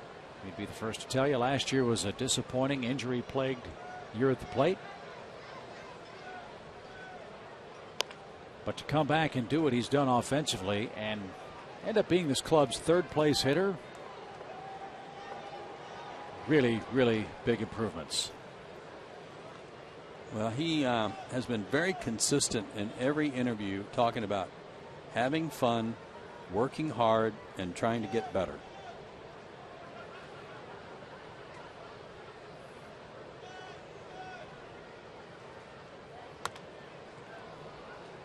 Last year, he would have been out 2 pitches ago. Yeah.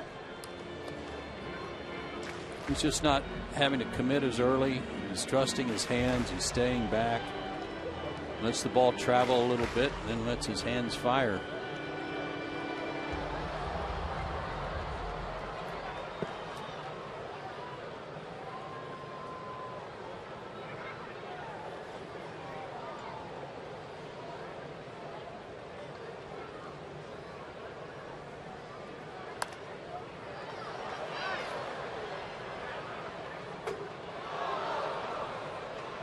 Still 0-2.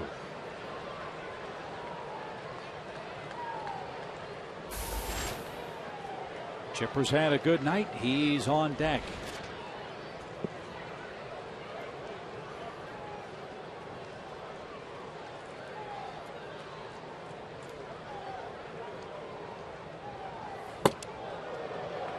Buck never got leather on that pitch.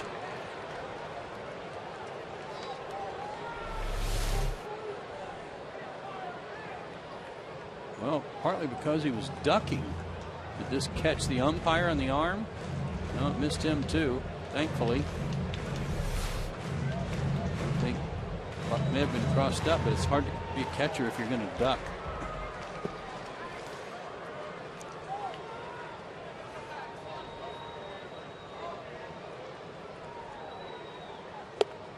And a breaking ball gets Jason. Good pitch from Gaudin, his second strikeout. 2 away. Got a tough hitter right now too with this pitch. Get a little off that slider. Good pitch.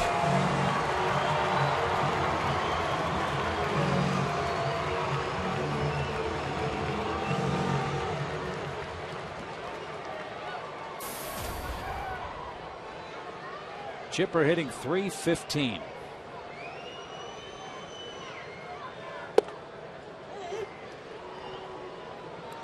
The season of milestones just continues for him. Closing in on Robbie Alomar for 5th place on the all-time switch hitters hit list.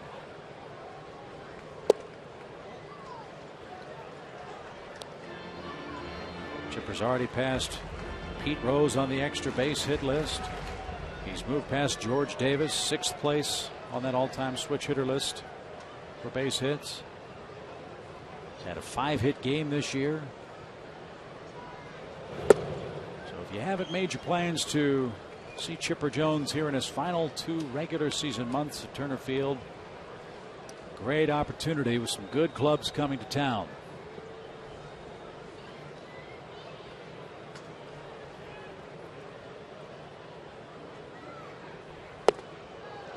Two and two.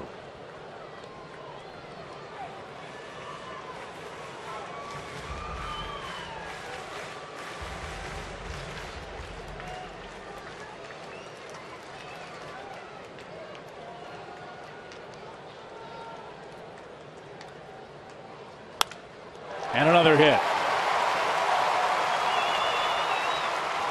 You can't try to out-trick him. He made some good pitches with his breaking ball, and then, okay, he's not ready for 94. Oh, yeah, I guess he was. 94 down the middle. I'll get it by him. He's probably looking for that breaking ball again. Oh, I guess he wasn't. I'm sure hitting is hard work, but I can't remember a hitter that's made it look so effortless. Just amazing. Here's Freddie Freeman.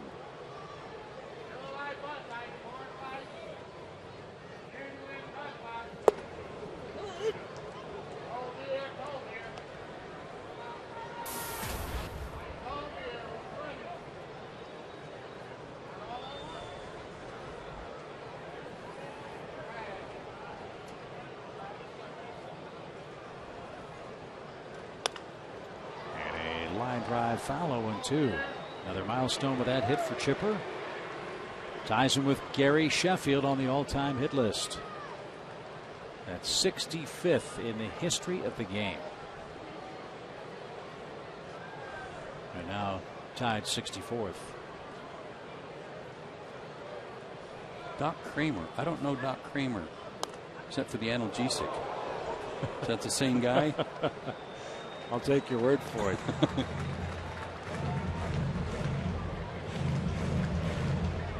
I don't know how many men have played Major League Baseball in the history of the game, but if you're in the top 65, as far as hits are concerned, that's unbelievable. High pop. And Bonifacio will gather it in at second. And that retires the side and moves the game along to the 5th inning. All Braves offensively tonight. And Chipper Jones, too. 6-0 your score.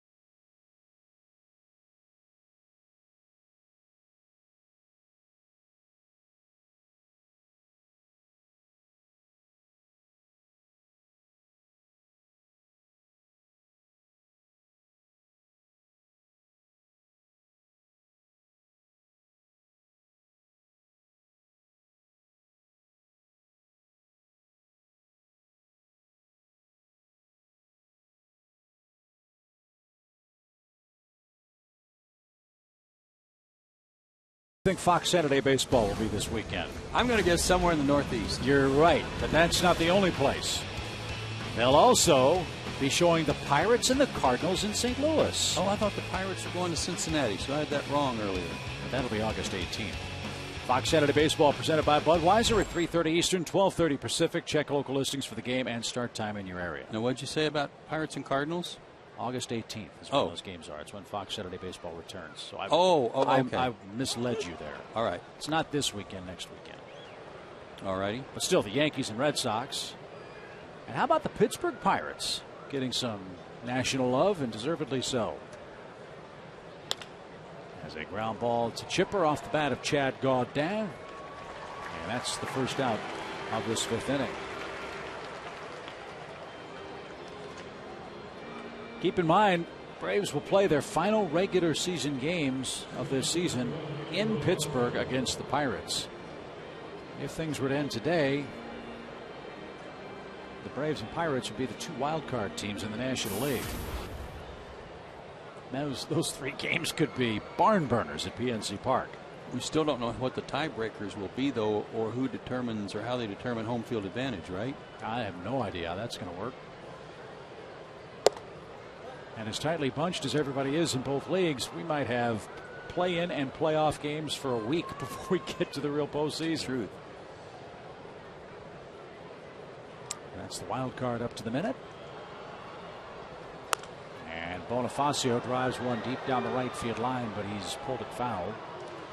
And we're even 1-1. But let's say, I mean, it's hypothetical, but let's say the Pirates and Braves tied for the top 2 playoffs or wild card spots. Okay. Finish the season in Pittsburgh. It's conceivable that they would then both have to hop on their charters and fly to Atlanta to play a 1-game playoff. Right. Not in Pittsburgh, just based on a tiebreaker situation. Could be head-to-head record. Could be a whole host of different things. And then you factor in all the national television playoff contracts and how that's going to work itself out. What a mess. To first and Freeman. He'll make short work of Bonifacio. 2 outs. But in defensive Major League Baseball, the second wild card certainly gives a lot of other fans in a lot of other cities an opportunity to experience the chase for postseason play. And if you look at it from that standpoint, over in the American League, for example, you have 8 teams within 6.5 games of the top spot in the wild card. And in the National League, you have 5.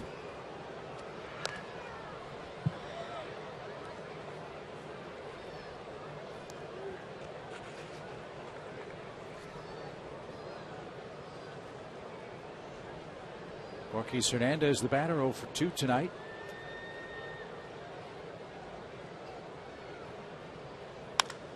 And he drives 1-2 deep right. Jason Hayward accelerates and catches it on the warning track. Christian Martinez, a 1-2-3, top of the 5th inning. 6-0 Braves lead it.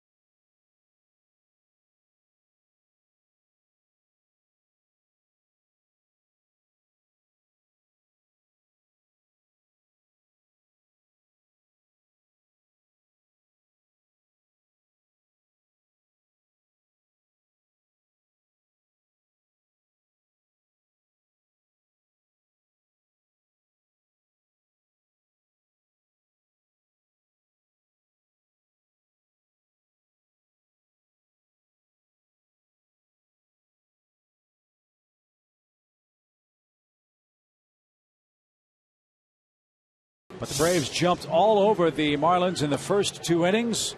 And despite the soggy weather, our McDonald's fans at the game, the kids that have stuck it out tonight. Kind of a last hurrah before school starts in a couple of weeks. Actually, some areas of Atlanta, some metropolitan areas have already started school, if you can believe that. But great to have them here at the ballpark here in the middle of the week.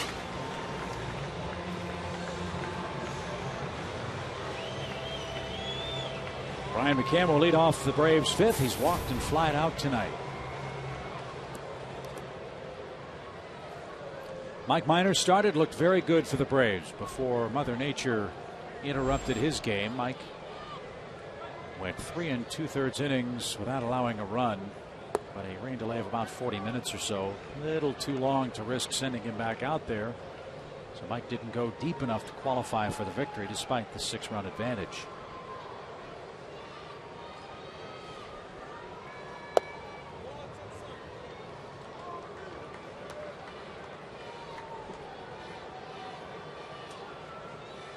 Christian Martinez will continue to work in relief.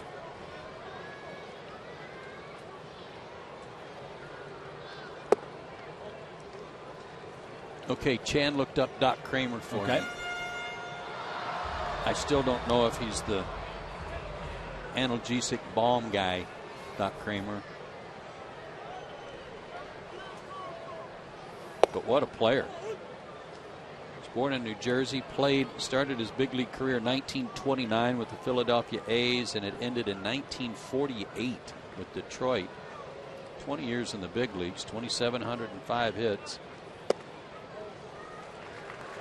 and had a .298 career batting average. .296, I beg your pardon. But here's the one that I always like to look at.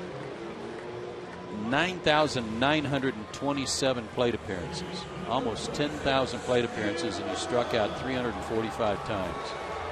How different a game was it back then, huh? And he was a big guy for the day, 6'2", 185-pound center fielder. What was his home run high? About 8, I think, was what I saw. That sounds about right, doesn't it? Yeah, he didn't hit a lot of homers.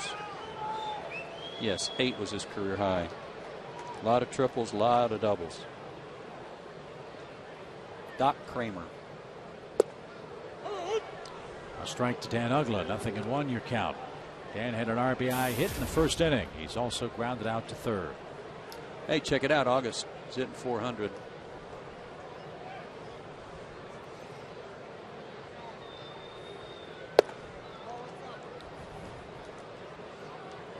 One and one.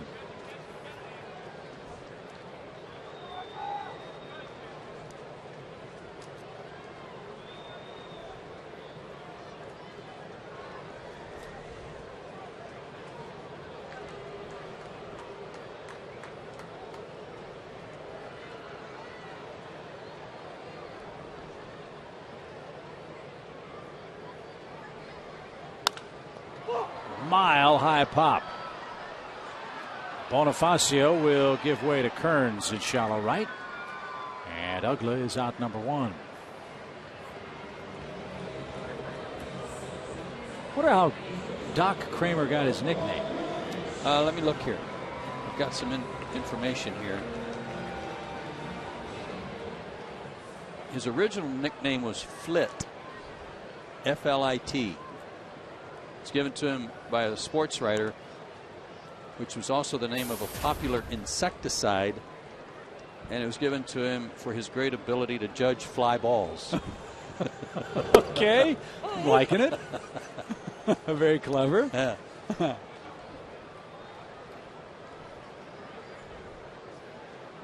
Paul Janisch, the batter, no balls and a strike. And a broken bat toward third. And the Marlins go around the horn and double up Janisch and the Braves and move this game to the sixth inning. Godin doing good work in relief. 6-0 Atlanta.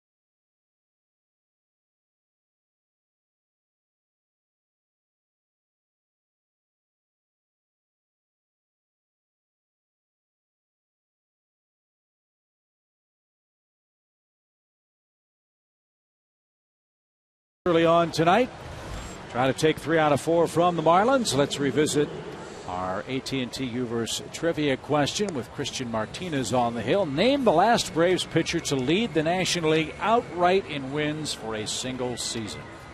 Going with John Smoltz. I must admit I cheated, so I'm not going to answer. Okay. But it was Russ Ortiz. It was Russ Ortiz. 21 wins in 2003. Well, John did lead the league that year I had in mind. Jose Reyes will lead off the 6th inning. Now, you mentioned you played against Ron Guidry in the minor leagues. Mm-hmm. Didn't he have a 24, 25 win season with the Yankees? Maybe 27. Maybe more than that, yeah. Yeah. Chad look that up. Like a 20. It was kind of a Bob Gibson type year. It was like 27-3 or 27-4 with a maybe even a 1 or real low 2 ERA. Reyes drives one left center field. Reed Johnson on the run, can't get it. And Jose Reyes will extend his hitting streak He's around second, turns on the Jets, heads for third, and he will belly flop with a leadoff triple.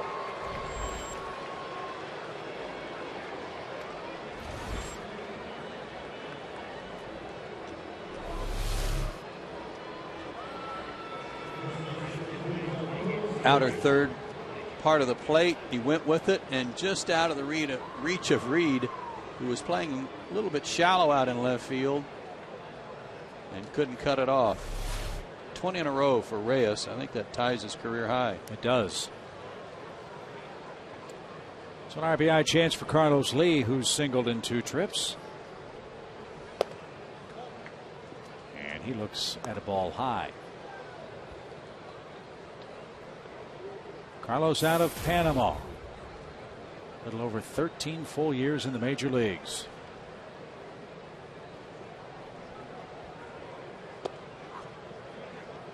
And now ahead 2-0.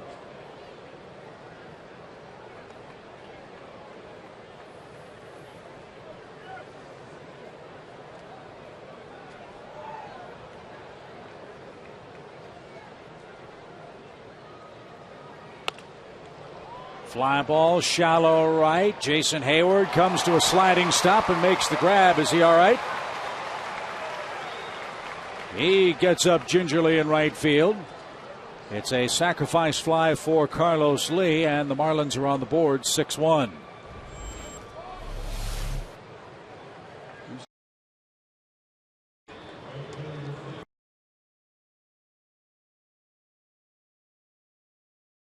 A little bit too. Kind of spiked himself, perhaps.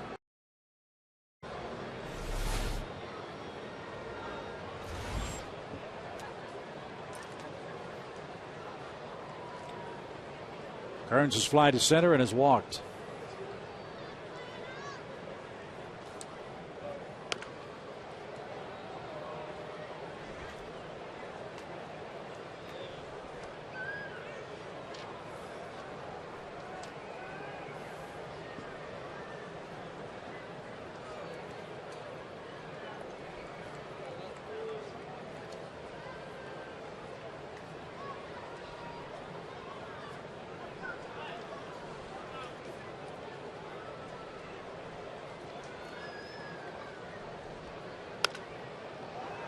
Another chance for Jason, shallow right. This time he'll keep his feet.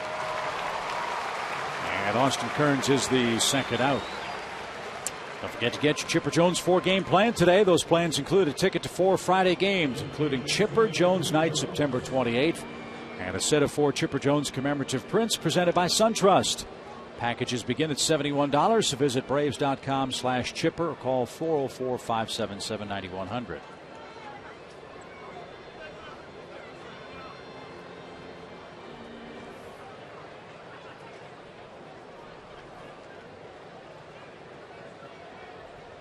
Base is clear for Greg Dobbs and 2 out.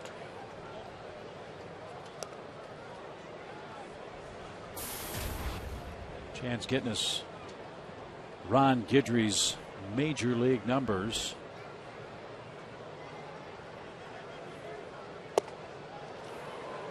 What was his best year? 1978, 25-3, 1.74. Sound about right? Yep. 9 shutouts, 16 complete games. One of the best sliders ever.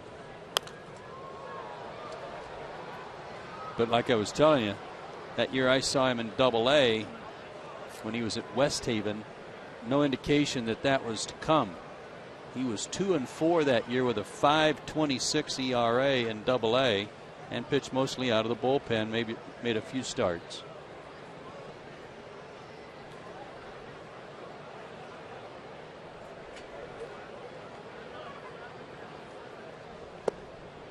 Bad to the knees, and Greg Dobbs is retired, and so are the Marlins. They do push across their first run tonight, and that trims the Braves' lead now to 6-1.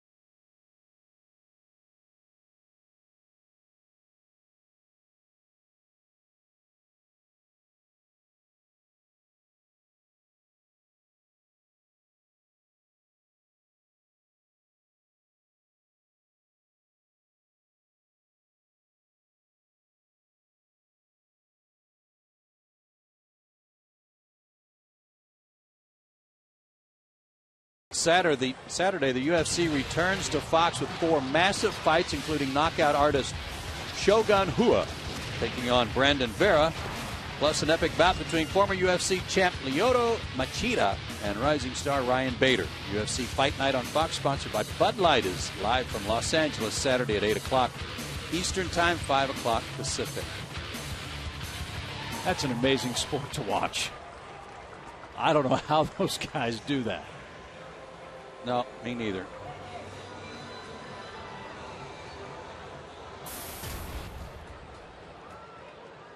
So Christian Martinez will lead off the 6th of the Braves, his first at bat of the night. And Godin delivers a quick strike. Wild game in Texas tonight where the Angels and Rangers are playing. That's a big AL West shootout. Ryan Dempster debuted for Texas this evening. 4 innings, 7 hits, 7 runs, 4 strikeouts, 2 homers.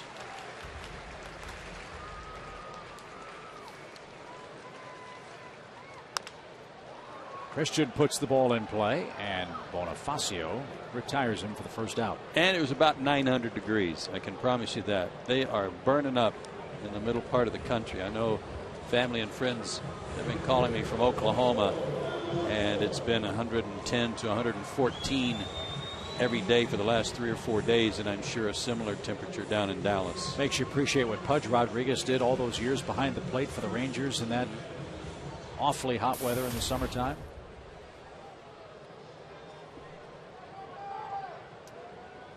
Michael Bourne bats with the bases empty and 1 out. Chan just looked up the current temperature in Dallas. It's 97 right now, actually, in Arlington. At almost 9 o'clock. I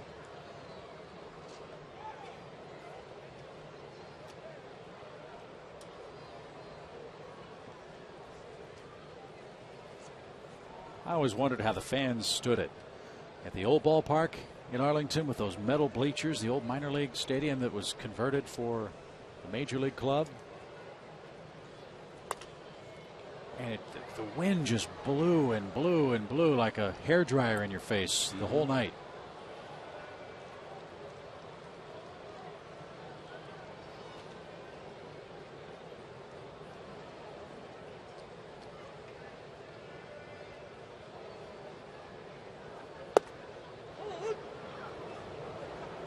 One ball, 2 strikes. Godin's doing a good job in relief. He is. He looks very good.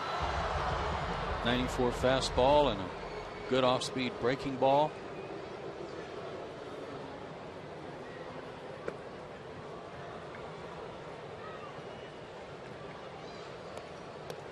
And while the Braves are hoping that this game is a lost cause for the Marlins, it's anything but for Ozzie Guillen. This guy is really turning in heroic work, knowing they have the doubleheader coming up tomorrow in a very short night ahead. They travel to Washington afterwards and play at 4 o'clock tomorrow to start that twin bill. Reyes at short, 360 spin, and gets a fast runner. Good play.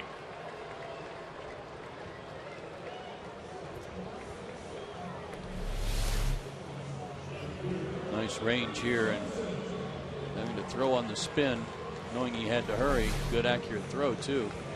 He's got a good arm.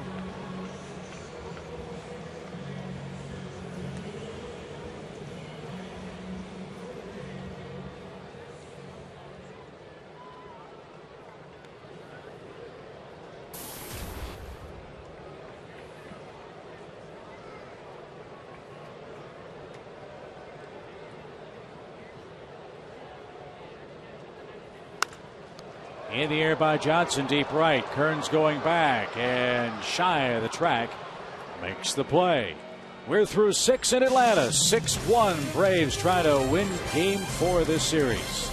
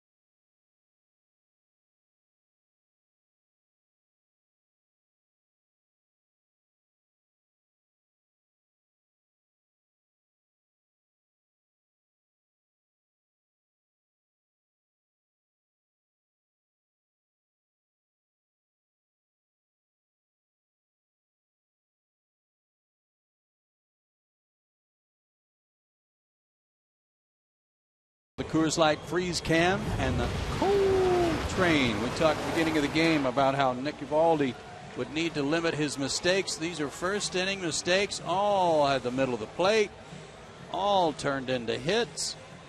And the Braves, 3 runs on 5 hits in the first inning. That was the Coors Light freeze cam, brought to you by Frost Brewed Coors Light.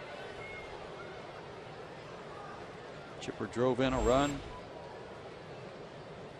Dan Uggla drove in a run. Freeman's driven in 2.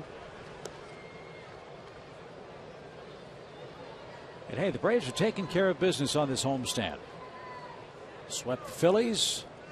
In good position to take 3 out of 4 against Miami and welcome Houston to town starting tomorrow night.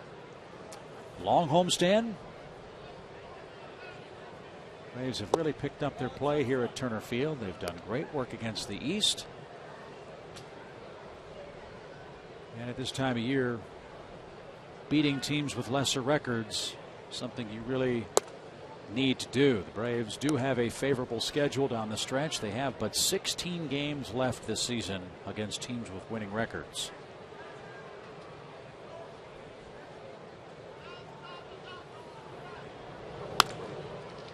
Solano to Giannis.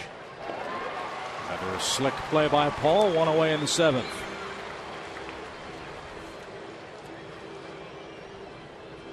He's so steady at shortstop, Joe, you almost don't notice he's there. And I mean that as a compliment. And that's what a good shortstop does, because he makes all the routine plays.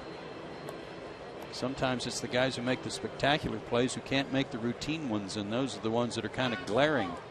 But Paul's made them all. The catcher, John Buck, with the bases clear. And down a quick strike.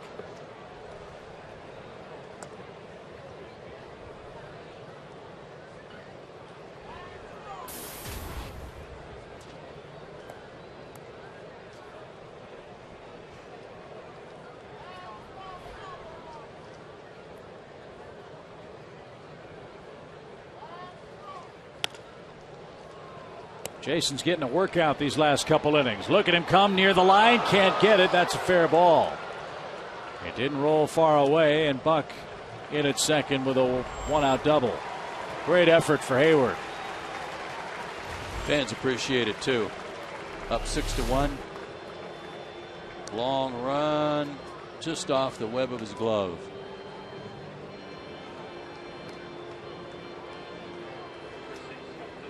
Boy, that was close. Cousins will hit for Gaudin here in the 7th inning. Tip your cap to Chad Gaudin. He did an excellent job. 4 innings of shutout relief. His longest outing of the year in relief, 4 2/3, and he went 4 innings tonight.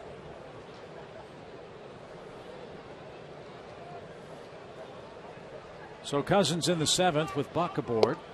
And a quick strike to Scott.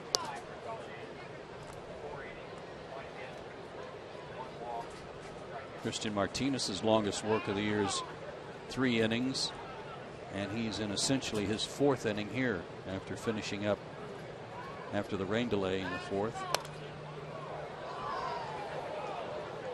Can finish this inning, it'll be 3+ innings for him.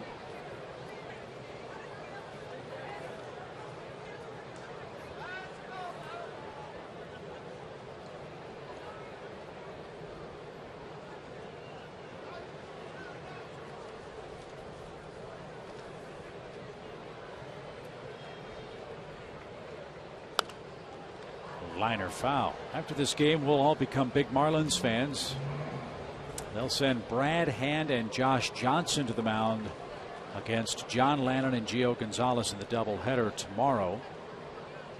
Mark Burley, Jordan Zimmerman on Saturday. Ricky Nolasco and Steven Strasburg the matchup Sunday. We've seen Hand before. He's pretty good.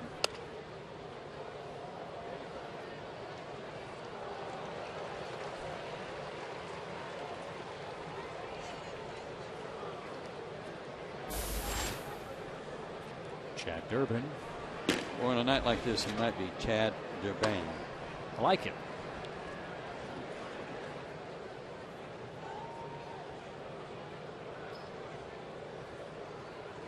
Here's something else encouraging to think about as the Marlins get ready for the Nationals. Miami's won 5 of the first 9 games head-to-head with the Nats. Yeah, they've had their number. I think they swept them down in Miami once this year. They have yet to win a game this year, though, at Nationals Park. They're 0-2 there. That's popped into foul ground near the on-deck circle, and Chipper handles. Cousins pops out, 2 away.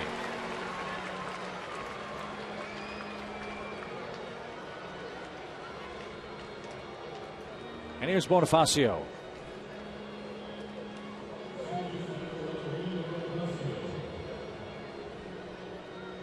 Clearing up the old ballpark.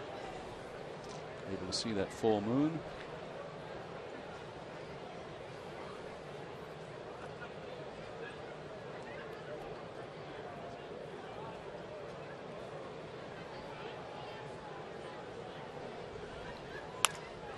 And a base hit by Bonifacio into left. Buck around third will be stopped.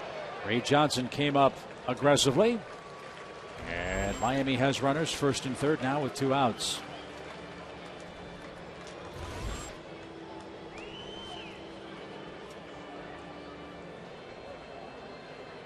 And Christian running on fumes here in what is really his 4th inning is going to get some relief.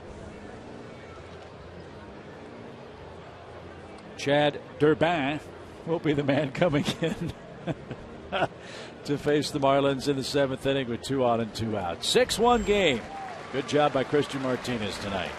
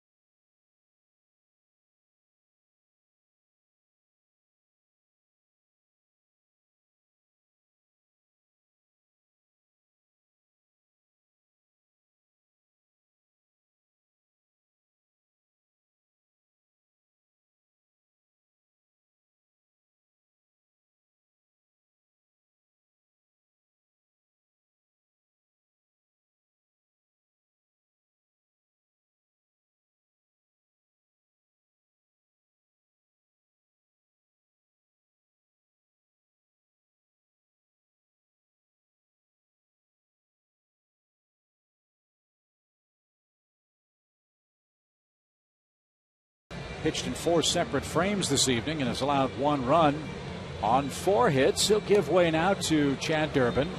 Chad will answer the AT call to the bullpen, and he's been lights out since a rocky start in April for the Braves. Plus, he's done a great job of leaving inherited runners out there, too. 30 inherited runners, only 6 have scored. Good percentage there. And just needs to clean up here for Christian Martinez, who did a great job and just like he kind of ran out of gas there. That what amounted to his 4th inning of work. So the same rule that applied to Chad Gaudin applies to Christian Martinez. Those big innings. He just cleaned them up. He needs a little help to send this game to the stretch. And he's in a position to get the win.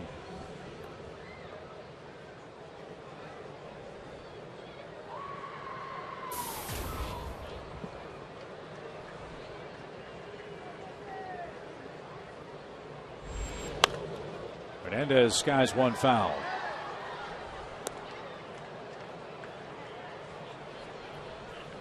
And Joe, it didn't take the Marlins long to get rid of Hanley Ramirez's number, did it? Guess not.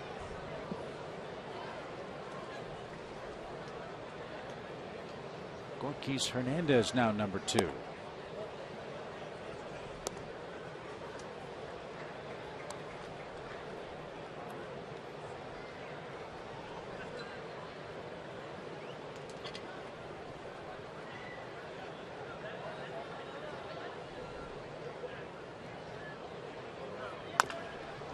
to second.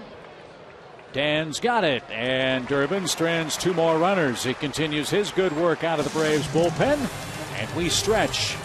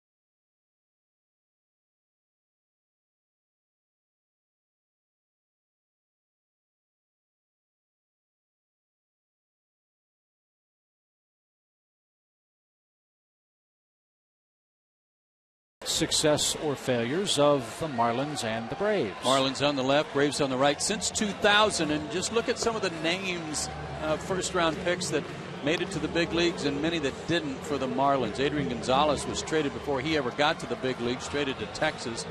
Garrett Berger didn't make it. Jeremy Hermida did briefly. Jeff Allison, no.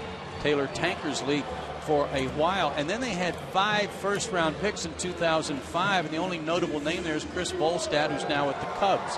Meanwhile, the Braves had a big league pitcher in McKay McBride. Jeff Francoeur, you know about. Joey Devine has had some arm trouble, but still in the big leagues. Brett Sinkbell and Cody Johnson, neither one did so much there, but the Braves did a good job in 2007. Jason Hayward and Freddie Freeman. The Marlins did do a good job with Stanton in the second round, but really no comparison when it comes to first-round picks between these two ball clubs. And the Marlins, many years, had high picks that didn't go right. And that's the killer, isn't it? It is. You miss out on a first-round pick and do it in successive years, it really is a killer for your major league club. And the team we're facing next knows a thing or two about that. Remember, the Astros had a couple years where they did absolutely nothing in the draft, and they're really paying the price for it now. Well, the Astros even passed on some players because they knew that they were going to be expensive and didn't perhaps get the best player in the draft when they could have. But Jeff Luhnow, the new general manager there, is restocking that Houston system. They were very busy in clearing payroll and major league players off their roster. But a long road ahead for the Astros as Dan Jennings takes over in the Atlanta 7th. And Jason Hayward golfs that one into right field. Right now, this guy is extremely dangerous. Lefty, righty, pulling, hitting it the other way. He is locked in with his 3rd hit. Dan Jennings is in his 3rd game in this series. Gave up a home run to Pasternicky in game 2, you might remember. Gave up a hit to Jason Hayward in game 2. Which struck him out in the first game.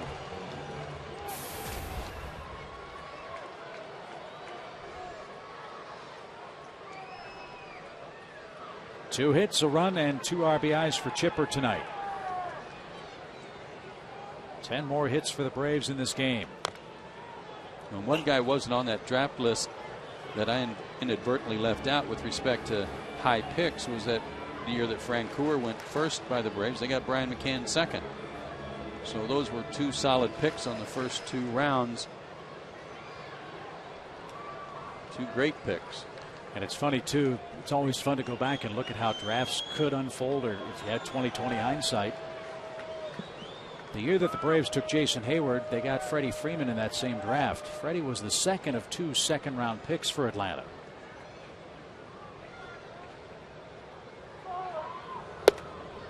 The Braves, I believe, had the 4th pick, something like that, in that second round. It took Cody Johnson. They could have taken Mike Stanton. Think about the potential of that draft. Freeman, Stanton, and Hayward. Obviously, Giancarlo went to the Marlins. As Chipper drives this one hard to left. Dobbs tracks it down. 1 away.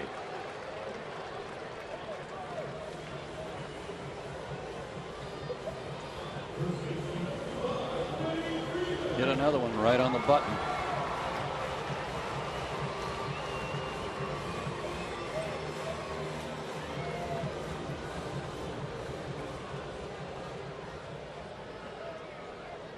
Freddie's looking for his 100th hit in the 2012 season here in the 7th inning. 65 RBIs now. 2 of them came in the 2nd inning.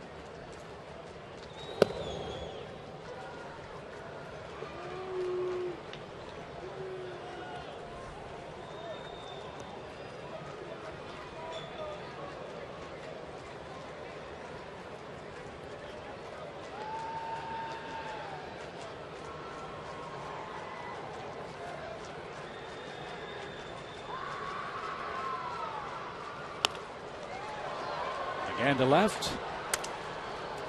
Dobbs near the line. Makes the grab. 2 outs.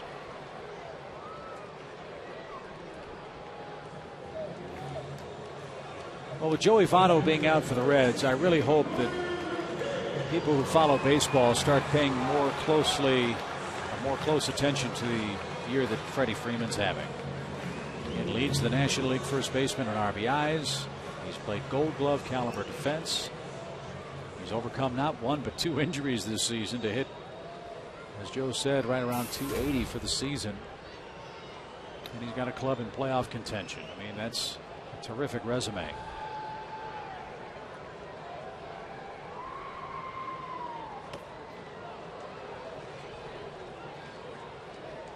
Strike 1 to Bryan.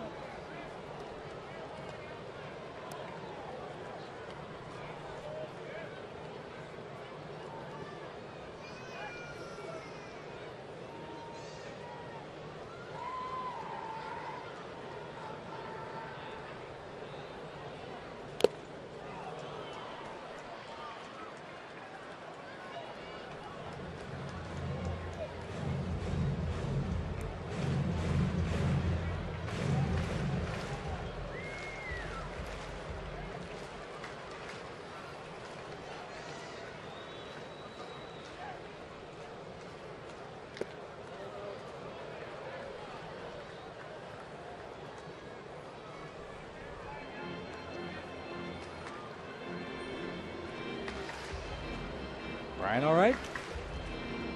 Well, that right shoulder's been tugging at him for a while. Could have been on that check swing. Caused it to bark a little bit.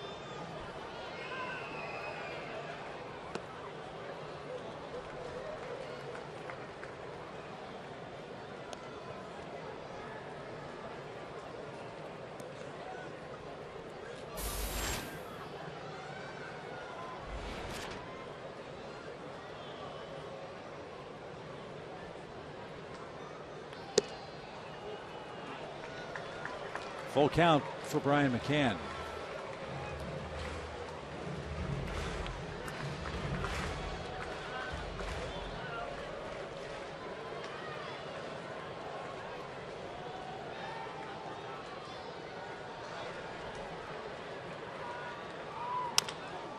Slow roller out towards second. Bonifacio will make the play, and we head to inning number 8. 6-1 Braves in front.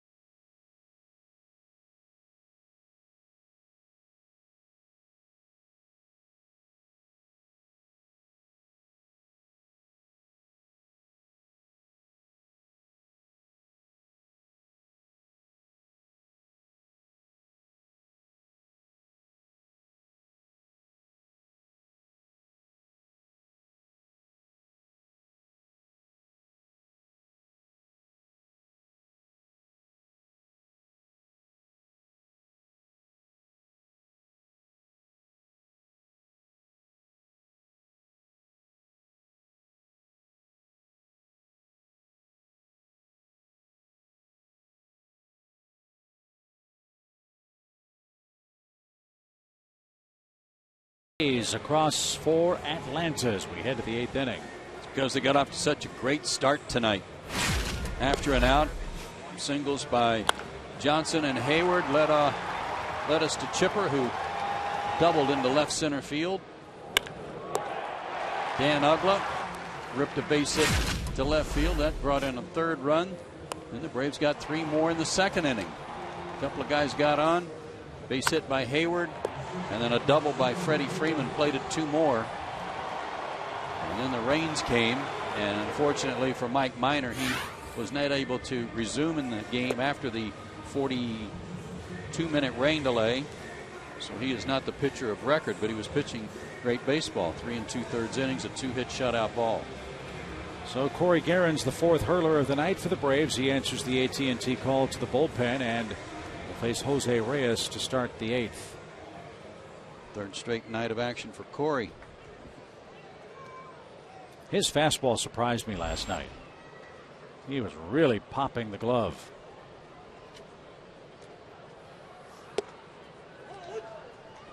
Yeah, I was surprised too. We saw some 92s from him last night.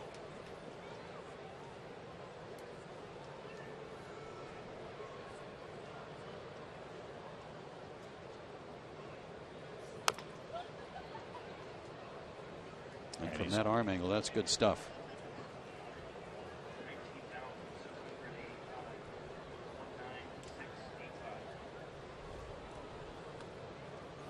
Two strikes to Reyes, who tripled and scored in the 6th. That extends his batting streak to 20 consecutive games, matching his career high.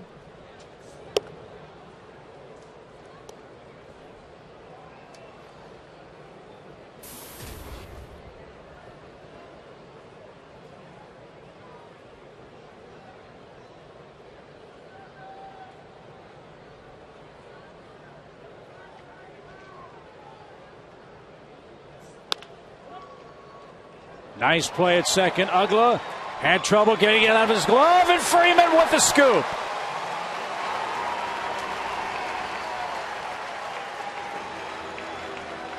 Beautiful play.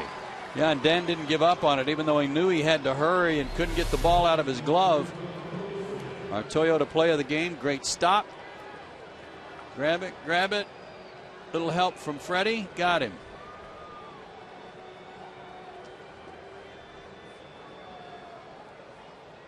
You know, for Freddie Freeman, maybe next year we'll start counting how many scoops he makes on plays like that to save fielders.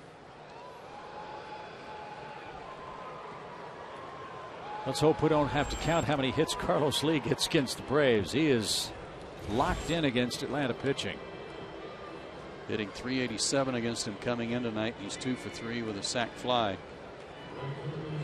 But you know, the guy's only hit 6 homers. That's way off what you expect from him.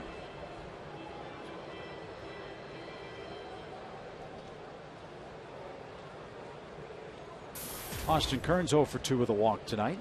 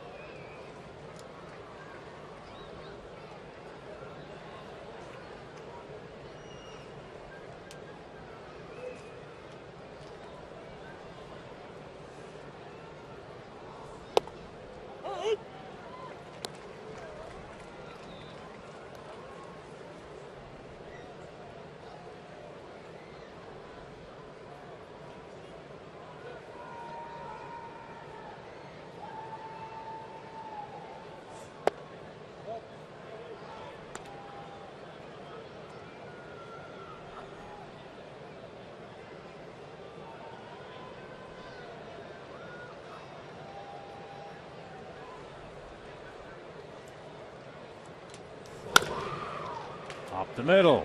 Giannis will take it to the bag himself and complete the double play. Good work by Corey Guerin. Ground balls piling up. And so our Braves wins on this homestand.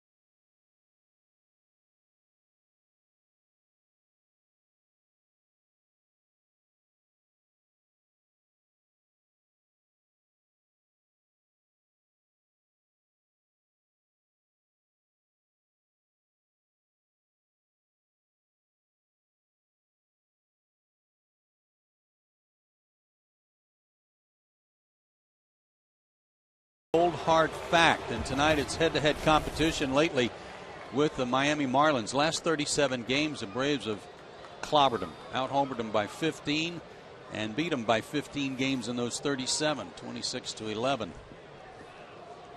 Good work. Dan Uggla leads off the 8th and pops one back foul and out of play. That's a good word, clobbered, isn't it?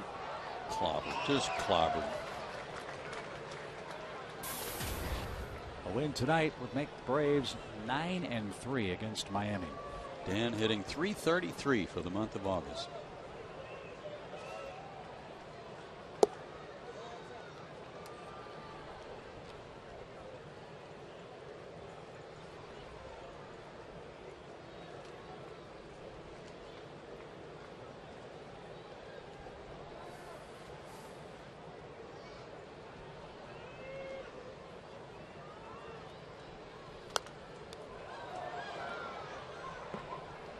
One ball, two strikes.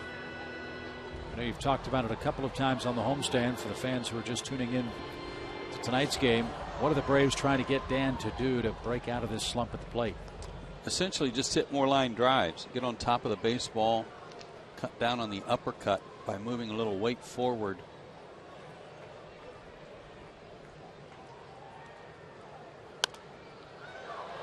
And eliminate those.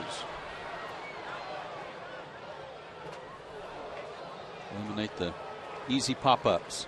You know, even if he makes an out, like he did back in the second inning, sharply hit ball to third.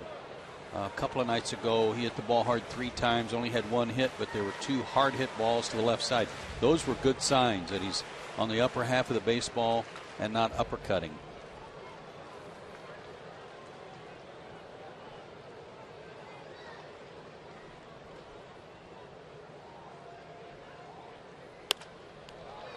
Fly ball to right.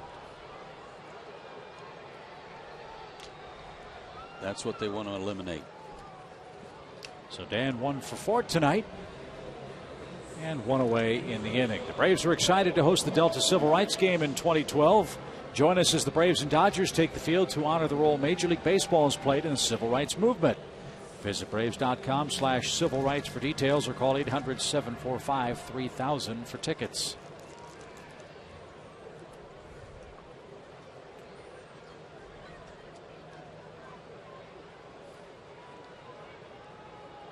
Paul Janisch is 1 for 3.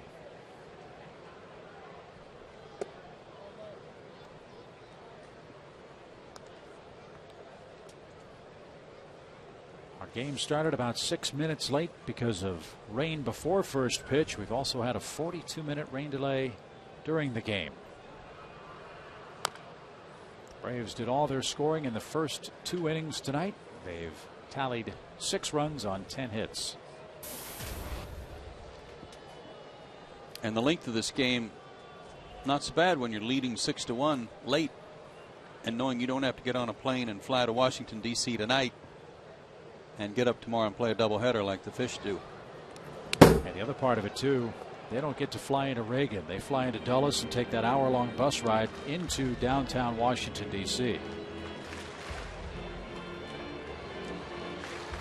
may not be such a bad thing after what I heard about the air traffic controllers messing up a little bit at Reagan yesterday. Planes taking off into Plains Landing. Whoops. Broken bat. And Gorkys Hernandez puts that away for the second out.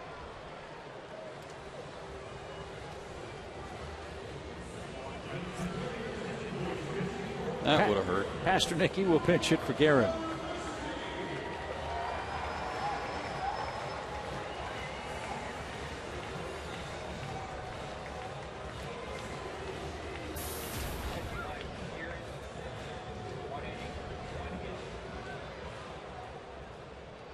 Corey Guerin with a scoreless inning of relief.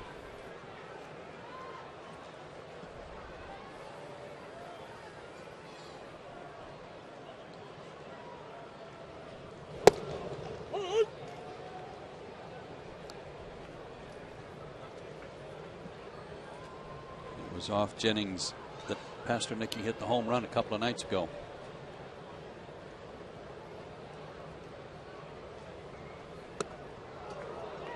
And maybe Jennings remembers.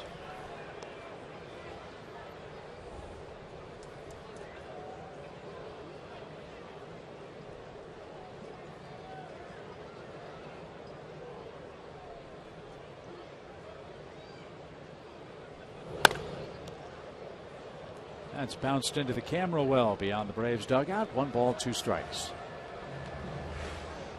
Washington beat the Phillies 3-0. Mets beat the Giants 9-1. Reds beat the Padres 9-4 today.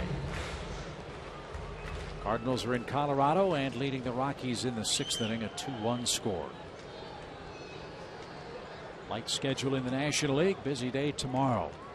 Braves host the Astros. Washington hosts the Marlins for 2.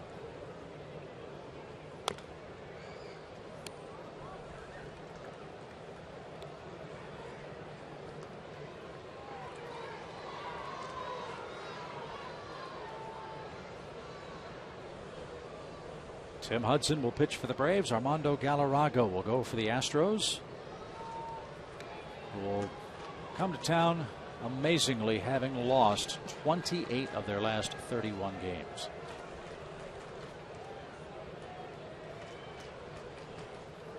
Those are tough times. Yeah.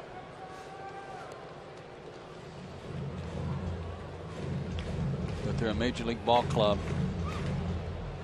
with some guys pitching at least in 2 of the games. Galarraga and Norris with a lot of big league experience.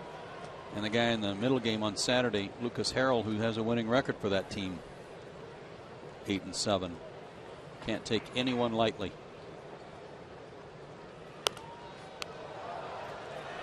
Jordan Schaefer comes back to town. Former Brave.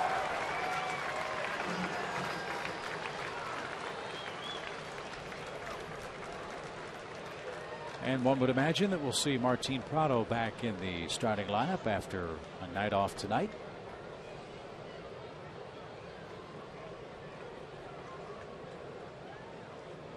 Paul Mahalam on the right will debut Saturday. Well, this is a Tyler Pasternicki classic at bat. Foul ball after foul ball. And many times the end result's a base hit.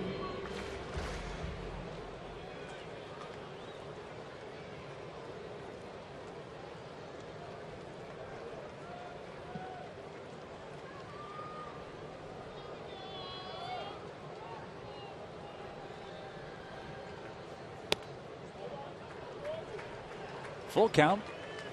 Bases clear. 2 away.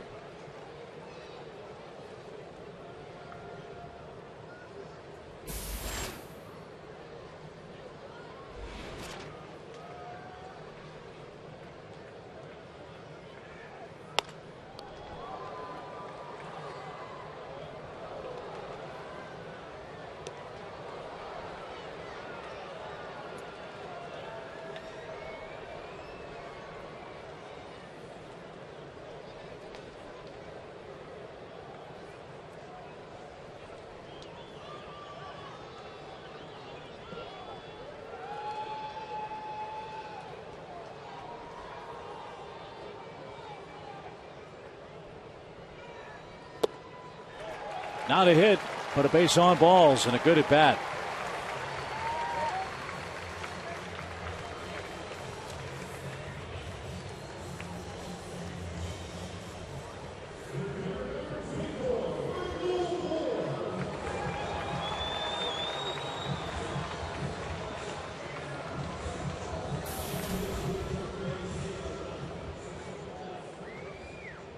Run for Michael came in the second inning. Braves got 3 in the first, 3 in the second.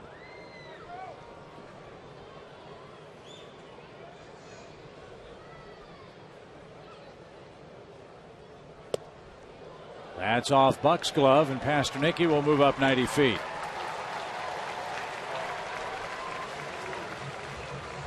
At least Buck got leather on that one, but he's still charged with a pass ball.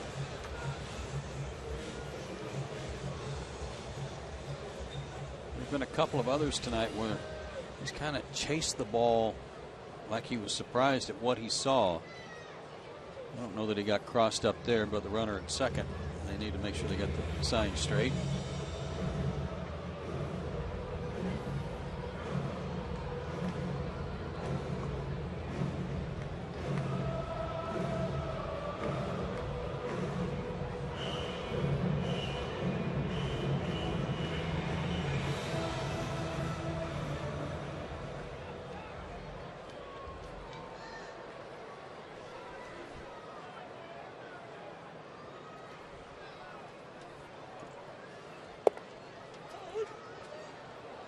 One ball, one strike.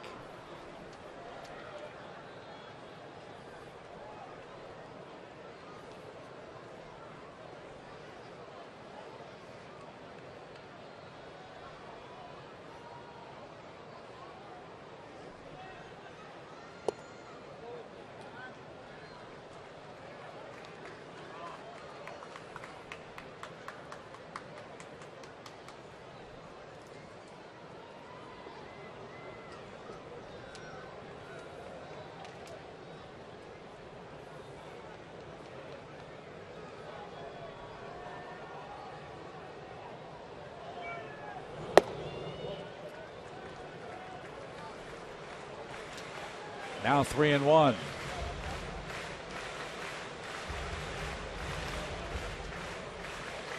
And again, third day out of 4 for Jennings. So he may be running low on fuel.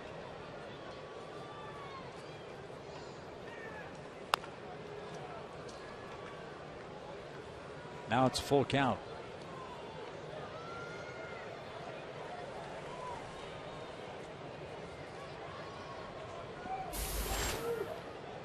And they have to get Ryan Webb up in case he needs to finish this up.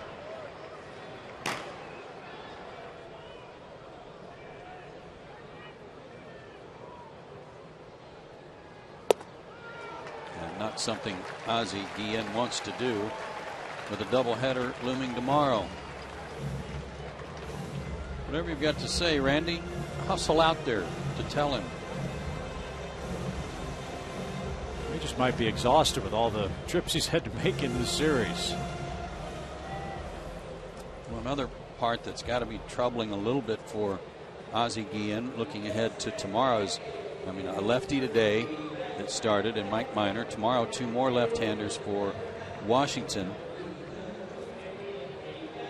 And they had Justin Ruggiano, who has missed action the last 2 nights with some back spasms. So they need him to get healthy quickly and be ready to play tomorrow. There was some good news for the Marlins tonight. Giancarlo Stanton playing in his first rehab game after coming back from knee surgery. Had a long homer tonight. So that's one big bat that will help neutralize some of that work by opposing left-handed pitching, but he's not due to come back for another 7 or 8 days.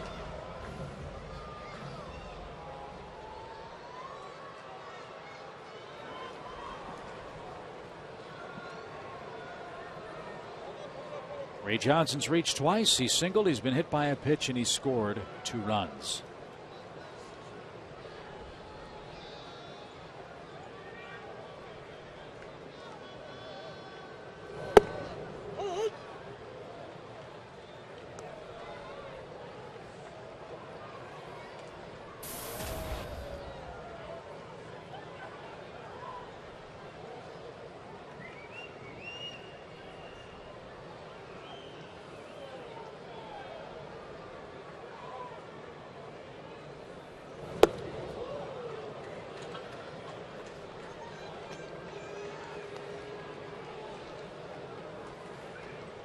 Interesting to find out how Reed Johnson's ribs feel tomorrow after he got drilled with that high octane fastball from Eovaldi back in the 2nd inning.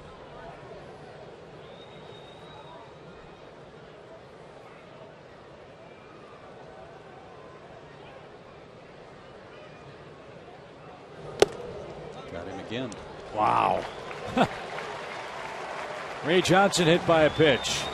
He gets hit a lot. He's among the league leaders just about every year, and he's a guy that comes off the bench a lot. just grazed him right under the left arm. Maybe caught that pad.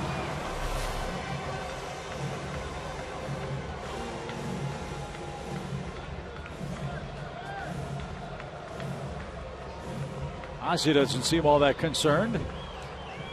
Well, he's making a couple of his players laugh.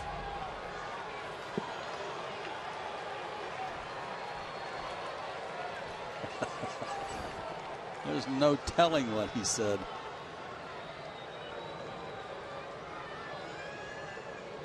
Bases loaded for Jason. Well, we'll have to watch the franchise and see if they had him mic'd up for the game tonight. I can promise you, you're going to have to sort through a few words that have bleeps several times in there. They're not bleeping them. Yeah. They're not? Oh, no. No.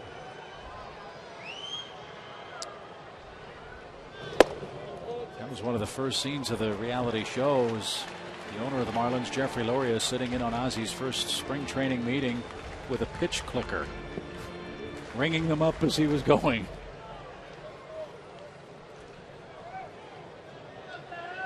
Two balls, no strikes. And he had a healthy cut. 2-1 now.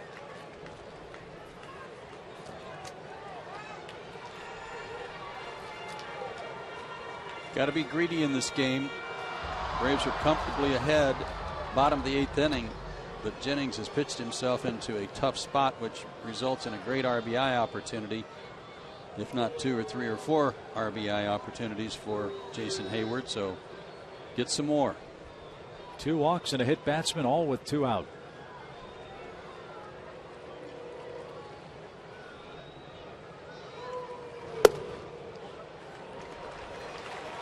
Now he's got to throw him a strike or it'll cost him another run.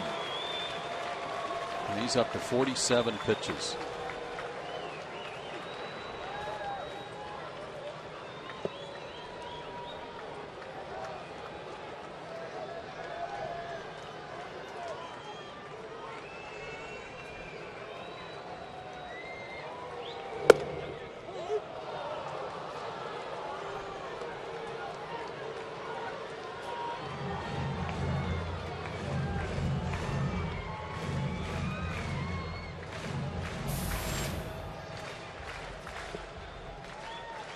And 33 of those 48 pitches now have come in this inning.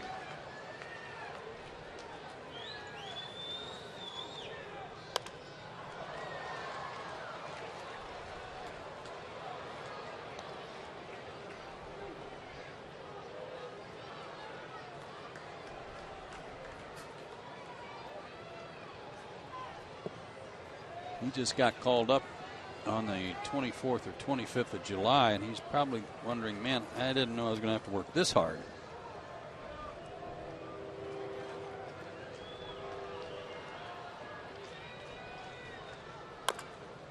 Slow roller. Lee feeds the pitcher, and Jennings got spiked. He's hobbling around as Hayward is retired at first base. And that will retire the Braves in the 8th inning.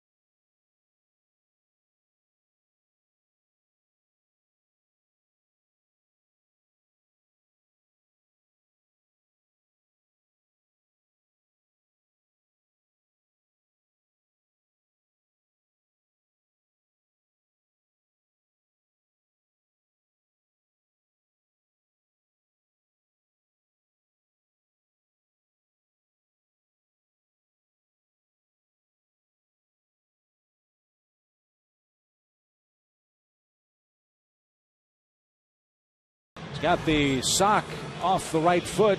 He did indeed get spiked by Jason Hayward on that bang play over at first base. And so we head to the ninth inning.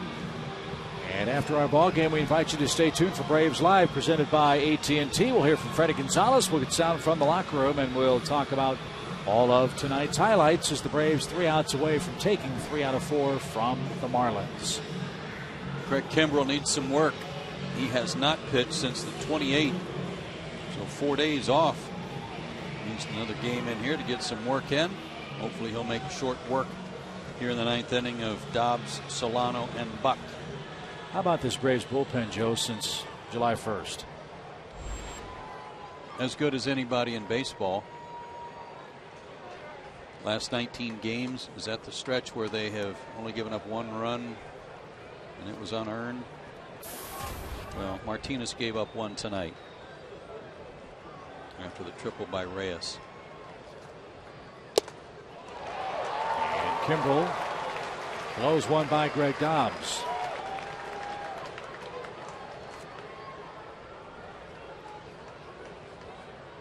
Well, roughly the last 90 innings for the Braves bullpen, they've given up 20 earned runs.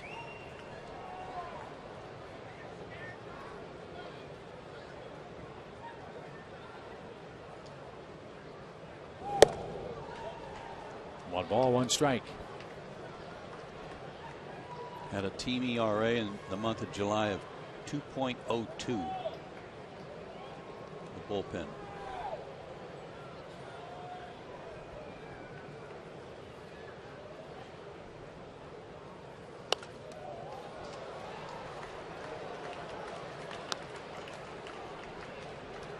Kimbrell remarkable this year, 67 strikeouts in 40 innings. 30 saves already. And maybe the biggest improvement, Joe, control, just 10 walks. That's amazing. It's been a while since he's even had any type of or anything that resembled some control issues. It's funny how his closer career came about. You recall last year, Roger McDowell and Freddie Gonzalez said, well, we're not ready to anoint Craig Kimbrell our closer. There may be opportunities where Johnny Venters will close games, and Craig might set him up. Well, just progressed and progressed and progressed to where Craig Kimbrell saved 46 games and was the unanimous Rookie of the Year last season. Did Dobbs go? No. Joe West prolongs the at-bat, 2-2.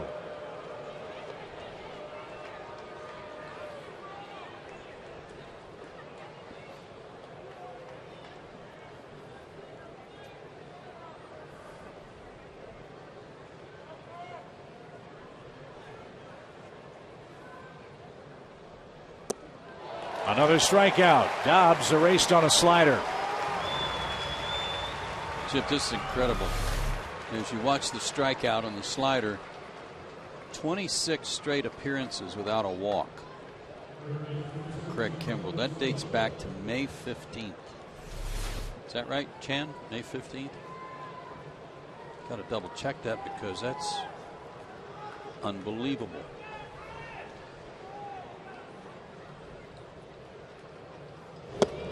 A strike to Donovan Solano.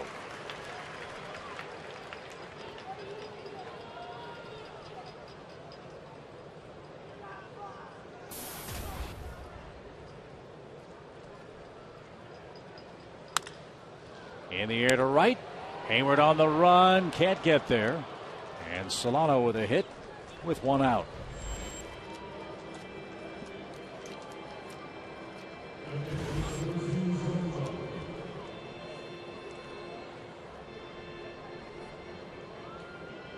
Last year, Kimbrell pitched in 77 innings. Struck out 127 in those frames. Walked 32 men and hit a batter. And allowed 48 hits. So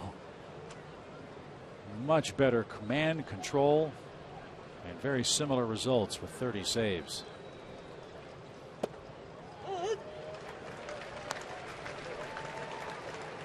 A strike to Buck.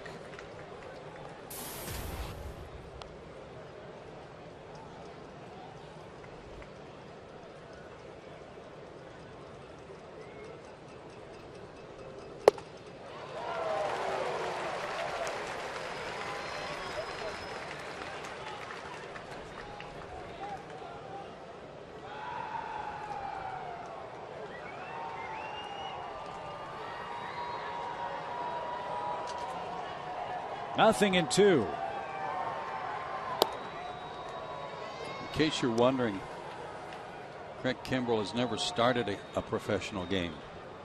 So the Braves had their eyes set on him as a reliever from the beginning when he was a third-round pick in 08. Isn't that a way baseball has really changed in the last, I guess, 30 years or so? In the old days, men who pitched out of the bullpen were guys that weren't considered good enough to be one of a team's top 4 starters in those days. Then eventually a 5-man rotation. But he was drafted, developed, groomed to pitch out of the bullpen. His first year in pro ball, he was at 3 stops, beginning in Danville, short A season, and then combined for 10 saves. The next year, 4 stops from Rome all the way to Gwinnett, had 18 saves. And the next year, 23 saves at Gwinnett before joining the big club and learning from Billy Wagner. And that's a part of the equation, I think, that doesn't get spoken of enough. Billy Wagner was such an influential part of that Braves bullpen. And Kimbrell and O'Flaherty and Vetters hung on his every word. Since that last walk on May 15th, coming into play tonight, 26 innings. He's given up 6 hits in 26 innings, no walks, and 44 strikeouts. That's an opponent's batting average of .071. Brian Peterson, strike 1. And during that span, an average, if you were stretching it out over 9 innings, that would be an average of 15 strikeouts per 9 innings. As a friend of ours would have asked, is that good or bad? That's good. .069 ERA. Bingo. 1 ball, 1 strike. Well, the only downer for the Braves in this game for me would be that Mike Minor wasn't able to pick up the win. Rain interrupted his night, but he pitched great ball over 3 2/3 innings. And Christian Martinez now is a strike away from picking up the win in relief.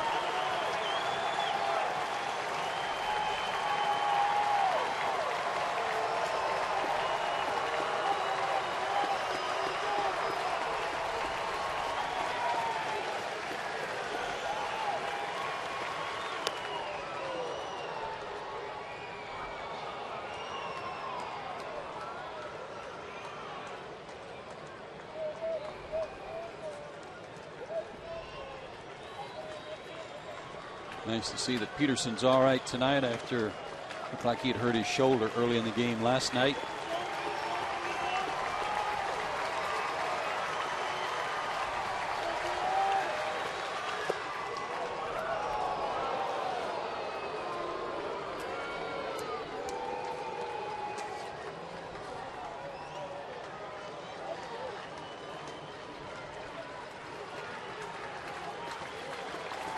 Two and two.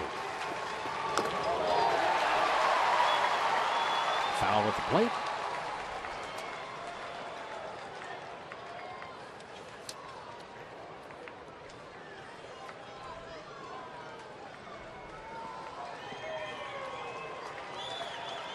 Late night for that group, but they don't mind. 1 strike away from a 6-1 win.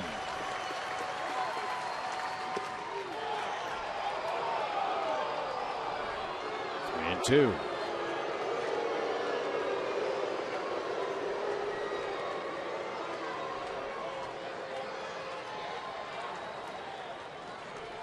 Never too old to learn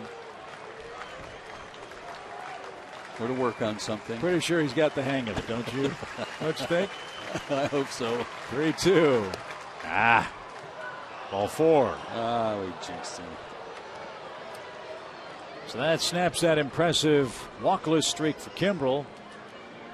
And the pitch is piling up a bit for him. But again, as Joe said, he hasn't pitched in a game in a while.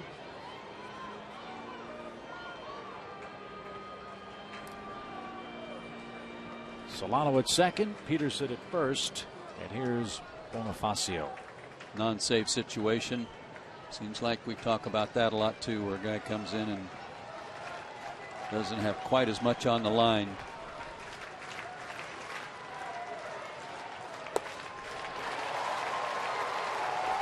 I can promise you this, no matter how well Kimbrel does against Bonifacio, he'll be steaming about that walk. Mm-hmm.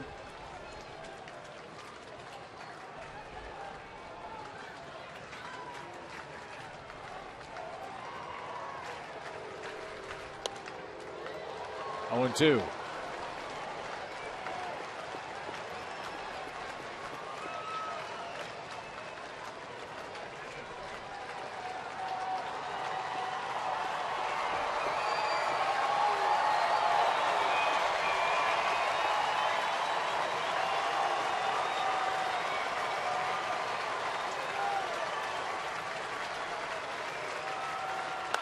Look out. He heads up over there, Gorky's. Not to mention the Marlins Brain Trust.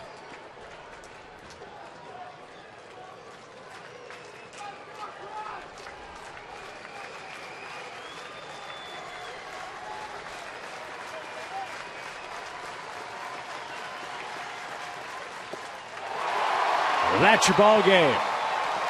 Craig Kimbrel strikes out 3 in the 9th inning, and the Braves continue this great homestand. They have won 6 of the first 7 games.